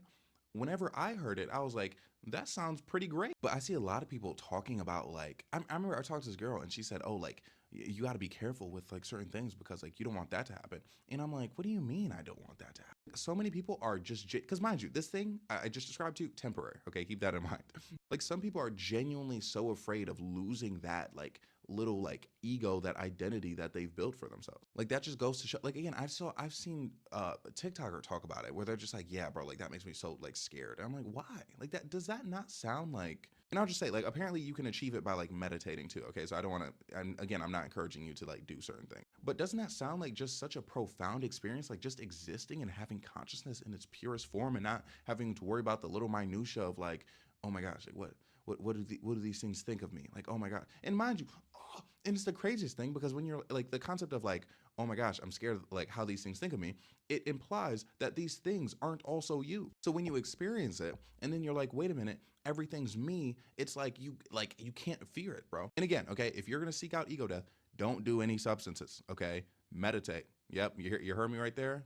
Meditate. And mind you, this is just me being informative here, okay? Again, if you don't want to experience it, completely fine. But my main point is, I always felt like something like that sounded cool, but a lot of people are just so like caught up in identity, which is always like just self-made, that they're afraid of losing that. When in reality, almost any form of emotional pain you can think of comes from the fact that you have an ego, stems from you creating this identity for yourself. Like once that's literally where all pain in the world comes from. So anyways, like I'm saying all that to say, some people put such an importance on their identity when their identity is like, again, like that structure that you're building, that's the only thing that can hurt you. And I did not expect to go on this long of a rant, but like, okay, fine, whatever, what we gonna do? But another thing, because I did learn that from like the whole getting hit from the back thing, okay? Because for one, look, I mean, I never really cared, so it wasn't like a big like process, but then I realized, like I was just analyzing, I was like, wait, okay, why don't I care about like people knowing and stuff like that? And I'm like, wait a minute, I feel like I should apply this to other aspects of my life. And look, you know, I'm not perfect. Like obviously, like there are some times where it's like I'm embarrassed about the concept of tying my shoe in public. Okay, just because like I know I would judge someone if they tied their shoe. You know what I mean? Like it's just like stuff like that. Like, I don't want to come to you and make you think that I have all the answers, but I'm just like I feel like this could be, you know, maybe helpful in some way. But the other thing it taught me, Yo, I have not seen someone tie their shoe in public in years. was just straight physical. Okay, you got to be careful with your meat. All right, because I think before I had anything in there, I was kind of just like, oh yeah, you know, you got big meat, just like do whatever with it. You know what I mean? But it's like, no, you can't do whatever. You do got to be careful. Like you can't just go in anywhere willy nilly. You know what I mean? Because again, it's like you hear like, you know, especially like growing up. Okay, like you hear about like, oh, like, you know, certain people getting sore from proceedings, and you're just like, okay, yeah, they're getting sore. But when you get sore, you're like, oh. And then you want to do whatever's in your power to avoid that, you know. So communicating with a partner, you know, like about certain things, like, hey, you know, we good right here, you know, like can I advance? And it's like, yeah, that's why, bro. And I hope this doesn't negatively affect proceedings. But you can ask anyone I sleep with, bro. I'm always like, not always, but like I'll always make sure. Like a few times, I'm always like, yo, like you okay? Like you good? Because I don't want them to like be fighting against the meat. Because when you fight against the meat, that's when you wake up the next day and you're like, oh. Like, why did I fight against the meat? Like, there's got to be a better way, and there is always a better way. Okay, so that's why communication is always important. But yeah, anyways, that's the video. Again, didn't expect it to be this long because I didn't expect to, you know, get on my soapbox about that. But I hope that did help you if that was something you needed help with. And I think this is like the first time in a while where I got like really off topic. So I hope, and again, I've had a lot of new subs since then. So I hope you guys don't hate that. Like, I'm so sorry. But yeah, again, this is my second video of the week so far. I mean, I'm considering Sunday the beginning of the week. I'm sorry. I know I hate when people do that, but like I'm doing it. But yeah, I still have another video coming out, even though sometimes I'm like, what if I shouldn't tell you that? Like, what? I mean, like, what if that's not information I should give you? Like, just in case I want to end up like holding off on the video, but like, nah, like I'll have another video out. And because basically I already have another video done, but that's dropping next Sunday. And the reason I have to wait for it to next Sunday is because it's actually a follow-up to a video I haven't made yet. Ironically, like when you see the videos, you're gonna understand why it ended up the way it did. But yeah, I'm gonna get to that. I'm gonna record the other. I'm probably gonna do that right now. But dude, I don't know why I don't have Wi-Fi. It's really bothering me. It's been hours, bro. Because now it's like actually like it's at a point now where I'm like, okay, now we're affecting my job because they're doing this at 7:20 or it's 7:30 a.m. and I'm like, bro, like I post at 8 a.m. Like why are we not back in action? And it's so weird because it's like showing that bars are there, but nothing's connecting. But yeah, anyways, I really like this video, y'all. I hope you enjoyed it. And quickly, state of affairs. I've been on these hoes, just straight up. Like that's how it's been lately. But I'm very happy with myself because I've still been getting work done. Okay, now you might notice my TikToks have been a little. I'm here or there posting those, but I'm actually being even more consistent on YouTube, which of course is the goal. And by the way, it's not New Year's yet, but anyways, New Year's resolution, bro. And I never make resolutions, like straight. Like sometimes I'll do something, I'll be like, oh man, like I'll eat more healthy, you know, just like that corny stuff where it's like it doesn't really matter if you do it or don't do it. But this one, I actually have a very real goal that I'm gonna be taking extremely seriously, and it is 100K on YouTube. Okay, and I'm saying, and you're probably looking at me right now, like, because when I drop this video, I have like 38K, and you're probably like, Bryce, you're being a bit crazy, man. You have 38K. You did this like with a year and some change. Look, man, look at me in my eyes. I've looked at the analytics. Okay, I've seen the numbers. I'm seeing how things are trending. 100K in 2026. I'm coming for that plaque. Okay, I want to have that plaque, and it's gonna sit right back there on that couch. Right back there on that couch. That's where that plaque's gonna be. Okay, at least, unless I can find a better. Okay, look here. You're gonna see at least one video with it back there on that couch, okay? Just because I need to cover my bases in case I have a better place for it. Like, I'm really about to solidify myself on here, bro. And that's why, you know, likes, comment, share, stuff like that. Like, please, because they do genuinely help. And of course, I always love your content suggestions, because this video, by the way, came because someone in my Discord basically suggested that. I was like, you know what, that's actually a great idea. So yeah, speaking of which, my Discord is also in the link tree below, and I would talk more about my goals right now. Like I would like really like harp on it, I really like hype myself up right now, but I don't want to mess up with the watch time of the video. Yeah, I'm taking it that serious. Okay, the only reason I'm even telling you now is because I know like I rambled so much in this video that like it might be worth it just to give y'all a little something. You know what I mean? Like I might as well, you know, especially something like this, because oh yeah, by the way, just this is, I can't emphasize enough how big of a deal this New Year's resolution is to me. Especially, bro, when I have goals, bro, I don't be telling people things, bro. I don't be saying them out loud, but I said this one out loud. Ooh, he's getting realer on here. And anyways, before I really wrap things up, also memberships. If you want to be a member, if you want to be a BRS goon,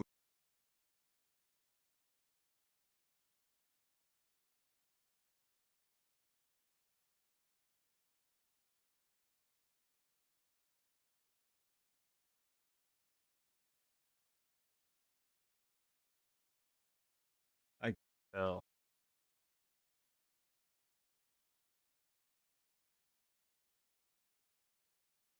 Lab strap.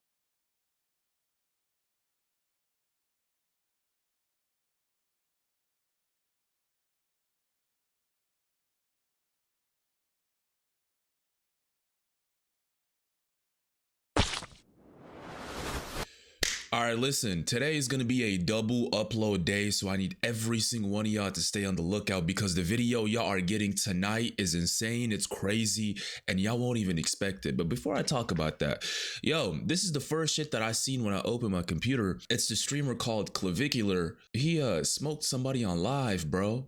And the person, I haven't even seen, I'm watching these things with y'all for the first time. I literally open my computer up and I'm like, hold on, pause. Before I really get into this, let me actually break it down and dissect it, investigate it with y'all for the first time. It'll be more fun and more authentic for me. So I haven't seen any of this shit except a few seconds.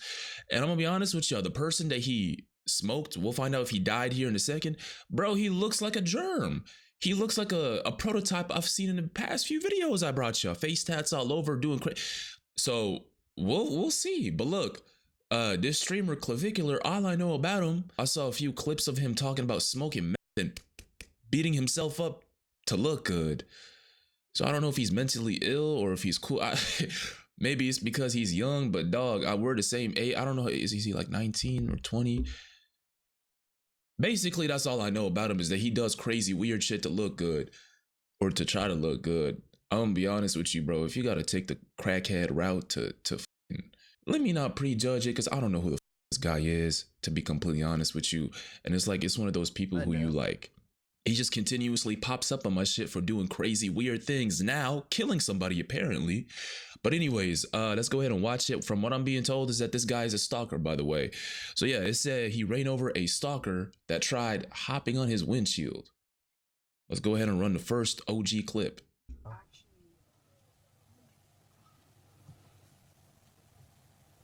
Run this guy over here. Oh my. Start driving with this guy in the car. Drive. This is a grown ass man, by the way, bro. See, Clavicular, this is how you know you're doing something wrong, bro. All that smoking meth shit, you're attracting crackhead. Worse than that, this is bacteria and germs is what he looks like. I told y'all, people who get face tats are mentally disturbed. We know this for the most part. So imagine having this shit follow. Bro, the title says he's a stalker. I have clips of that we're going to take a look at that show the stalking shit. I haven't seen any of them yet. Imagine this following you around and trying to jump. Oh. Ooh.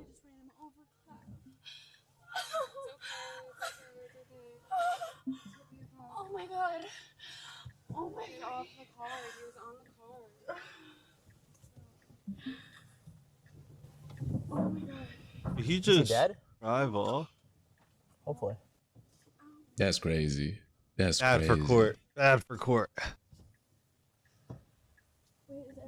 Hey, look, hold on. Before we prejudge, before we say anything else, I'm gonna keep rolling what I have on my screen. Let's keep watching this and let's try to get, the full context. Before I run the second clip, here's what it's saying. Peters, known as Clavicular for IRL streams and looks maxing tips, faced escalating threats from a group of men. One jumped on his windshield, prompting him to drive forward amid off-camera urging. Police detained him briefly, but released him without charges, citing self-defense claims after threats and possible weapons.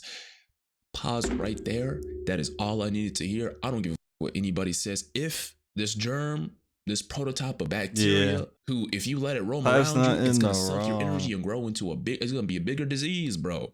If that is true, and this person had like a gun on him, and it was like not him, and it was a group of people, hey, he's not wrong for doing this. Now, streaming it and saying, I hope he died is that was bad. A little crazy. But then again, you can say, if he didn't stream it, he wouldn't have the evidence of, I don't know. We'll watch the whole shit here in a second, but let me finish this. The victim survived, but with critical injuries. Kick banned him permanently, and people are split between cheering up for him because this is a stalker and saying that he used excessive force. Let's keep running through these clips, bro. I think he is. Trying to leave up out of here? Nah, that's my friend right there. Oh man, come on, bro. He the good guy. He is? The motherfucker on the ground, the bad guy. He did what he was supposed to, run his mother ass Okay, all right, sounds good. Yeah. Big ass, you came out and helped. Bro, I wasn't nowhere near here. I had left. And you know what the trick is? I don't know him, right? Yeah. But when he was coming in, I just was joking saying, "Hey, bro, put me on the vlog." Yeah. I see him coming out, and it was some guys. It was some guys around. No, yeah, I saw that. I was with him. Or what was transpired, but you could tell it wasn't nothing nice. Like It wasn't nothing nice. Yeah. I came over here. That's what I told him. You better walk around with him. Shit. I walked into his car. You need a right. Hey, so these are witnesses. Y'all hear this? But They're not talking him, about a group someone of people else. not saying He's anything bugging. nice, bro. That's code word for basically they're threatening his bro. You can tell off of the prototype of man that's on our screen, bro. They're probably armed and shit, threatening him. I don't know. But these are witnesses. These are people that are around that saw the whole thing happen, saying that he's in the right for running his weird ass over. I'm gonna be honest with you. You have to have a mental deficiency, bro, lacking in some vitamin, not even lacking in brain cells, bro. Your mom was just, you were made off of that You have to be a genuine fucking retard. Like, to stand, to throw yourself on top of somebody's car, on their hood, do what he was doing, and then be mad at anybody else but yourself if they decide to run you over. Put the whole situation to the side, bro. Put everything else to the side. I don't condone it. I'm not saying it's the right thing to do. I'm just speaking from, like all of y'all. You get a new car, bro. You buy a new Mercedes, whatever it is, you're up in life. And some freak ass weirdo who looks like a pack-a-punch germ jumps on your hood and does what he did. I'm not saying you should run him over. That's the wrong thing to do, right, guys? Just call the cops. But if you were to do that, who's to blame here? Maybe you can be like, yeah, that's excessive force. You're crazy too. But yo, don't fucking jump on people's cars, bro. You know how crazy people are. We live in 2026 almost. Huh? Let's keep moving, bro. I'm watching these clips with y'all for the first time. So let's keep moving. We're going to investigate this deeper and find out if this head, from what I saw off of the clip, bro, the beat yourself up to look pretty guy, if he's in the right here or if he just, is in the wrong. Let's find out. The next thing we're watching is this guy dropped clips of this stalker stalking him. So let's watch it. I got the biggest clip tonight. Clavicular coronary, $2.2 million. I already signed my Kodak Black. I've seen enough. Sometimes you got to clean the bacteria up, bro. Sometimes you got to get hand sanitizer, throw it on your hands 99%, What the fuck am I watching? You're telling me this guy giving, I don't know anything. I don't watch these people. I don't know if this is a part of the script. It's not even the same You know how dude. people fake content. So I don't know. But the fact that he ran him over, that's probably not the case here at all, right? But you're telling me this is his, what, huh? I want everyone in Miami. I'm merging. The biggest clip. Clap. You don't want to do this. Do it. Go ahead. Hey, go ahead. What is this, bro? Hold on. It's the last react. Get this little guy out of here.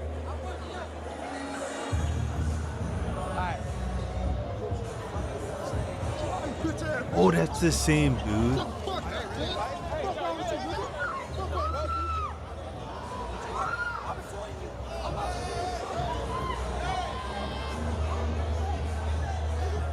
What happened with your buddy Ed Matthews? What happened with my Release buddy? the cookie file. That's all you want to know. He would return to troll Clav again, calling him out for his use of the N-word. Yo, bro, how do you have enough? Hold on, man. What am I Does he have watching? time I for like that? I said, people, huh? Release it. Tell them about the N-word. He said it today. Oh, yeah. I have to check you. Yeah. Why do you think calling black people is bad? You can't say How you feel about that? You can't say that, bro. You can't call us. We work hard for our people. We work hard for our moms. Don't call us. Don't touch me. Take a step back. Touch me. Don't put your hands on me. Don't put your hands on me. Take a Do step not back. touch me. Take a Don't step put back. your hands on me. Take a step back. Don't touch me. Take a step back. Don't touch me. Why are you touching me for? Don't touch me. Put your hands down. Don't touch me. Take a step back. Just go. That's a chill zest. just get in your whip and get the... Yeah, I know the best course of action, but He def had bolt. I want to kill each and every one of these guys. In GTA. No, I want to... Yo, that's crazy, bro. What the? I'm gonna be honest with you. I don't see too much. Like, there isn't enough context for me to tell you I'm just saying from my own POV, if these clearly he was doing some provocative shit that caused these people to leave. Like I said, bro, you got to reevaluate the type of shit you're doing. I don't know what you're doing on stream, but you got these people spawn trapping you and following you around. No one wants to deal with this type of energy at all. But it's like, bro, you're feeding into... It doesn't justify them following you and you know, doing that shit, threatening you basically. But still, like, it's like you're setting yourself up for these confrontations by what you're doing, if that makes sense, is what I see here. Now, let me keep watching this because this is apparently the build up to him doing that to the guy. Run this guy over here. Start driving with this guy in the car. Drive. Oh my fuck. Oh my god! You probably just ran him over. Wait, hold on. Did somebody say run him over? No, he said that they did. Run this guy over here. I'm like just catching that girl like freaking out. Oh my fuck. You looked up what it is. This guy is a fucking fuming, steaming retard. Clearly, you can see the eye stalking them, following them around everywhere they go because they're streaming. You're a weirdo, you're retarded, and you got no one to blame but yourself. So let's get that straight and out the way. Oh my god. It's like somebody standing in front of a cop. Well, that's a little different, but y'all get what I'm trying to... You put yourself in front of the danger. You gave him an opportunity to smack you, and he took it. Who's to blame? You. You did this to yourself. I'm not saying it's right. Like I said, I don't have too much context to go off of besides these clips that's on my screen. Bro, I was supposed to record a whole different video about the UPS. You know, I got a whole crazy ass video coming for y'all later today. Apparently that shit was a cartel. Like it was involved. Whoa. So y'all see, I was going to record a whole different video, but I get on, this is all I have is these clips. And off of what I'm seeing, this guy has no one to blame but himself. You can call it wrong and excessive force, but yo, you jumped onto his hood, bro. He might be a man who punches himself up to look good, is what I saw off of the few clips I know of him. But that's why you don't mess with crackheads, I guess. But it's like a cracky on cracky crime. Both of these guys are crackheads. You can tell. Except one of them actually looks good, well kept. The other one looks like a germ. Oh my god. Is he dead? I don't know. Hopefully. Bro, they were surrounding our car. No. You hit that gas? You recorded the whole thing? Yep. So when you hit that gas, you hit that other car. You couldn't see nothing because he's on top. Yeah, exactly. I can't see shit. That's when you don't take off. Well, that's why. Well, when you're afraid. Well, I don't know what's going on. I know how you feeling, but yeah. A little bit more calm on that. We don't know how this smells. Oh, you don't know. There's armed people surrounding my car. Yeah, and they're armed. They all have pistols. I look.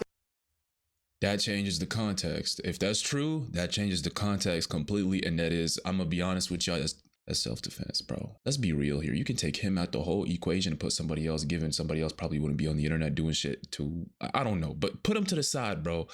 Put the whole context to the side. If you just 1 + 1 = 2. A person in their car about to drive off has a germ jump on their car who's armed supposedly and is doing what he was doing with his, you know, and they decide to try to drive off. You can call it excessive, but you have no one to blame but the person that threw himself onto the car who's supposedly armed, is how I see this so far. They all have pistols. So, well, the ones with pistols, the one, it doesn't matter. It doesn't matter. Guns. Yeah. I see the print popping through their sweatpants when they're pressing. All right, this is apparently when the cops basically detained him briefly and then let him go, which that in of itself, it's not concrete from what I see or from, you know, the videos we watch. They could still come back for you later on if they decide to change their mind. But the fact that they let him off, you know, it shows that there is a very strong basis for self-defense, bro. A bunch of armed guys surrounding you and threatening you and getting into an altercation with you that you didn't initiate. Put what he says on the internet to the side. They followed him. They showed up. They stalked him. 1 + 1 = 2. They're the aggressors. He tries to get out the situation, get in his car and drive off. A germ throws itself onto his hood, preventing him from driving off. From what I see, he has a strong claim and case to say I was threatened and it's self-defense. What makes it funny is just how, or what makes it like crazy is how straight up he is, bro. He just straight up says, I hope he died after doing that. No type of like restraint or being shh, because you know things can go both ways. You might have to fight this. He just says it straight up how it is. And I think it's probably because of the age, bro. From what I hear, he's like 20 or 19. He's our age. Sometimes you just say dumb shit. They put up on Twitter at our Airbnb, and they're like, Kodak Black sent me to press you for throwing ramen on Marky. What?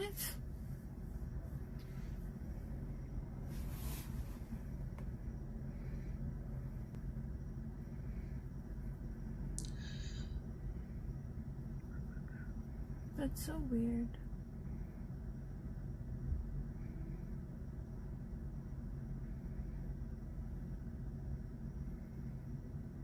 And yeah, they basically let him go, bro. I'm not gonna watch this whole shit.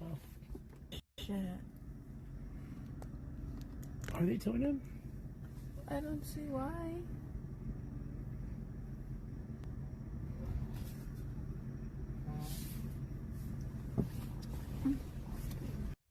Then he drives off. Let me full screen this shit. And look, the last thing I got on my screen right here is what he himself tweeted literally a few hours ago, saying, play stupid games, win stupid prizes. And it's an AI picture of him running this dude over, clearly showing that he is fed up with this guy and has no remorse or mercy and has no remorse for what he did.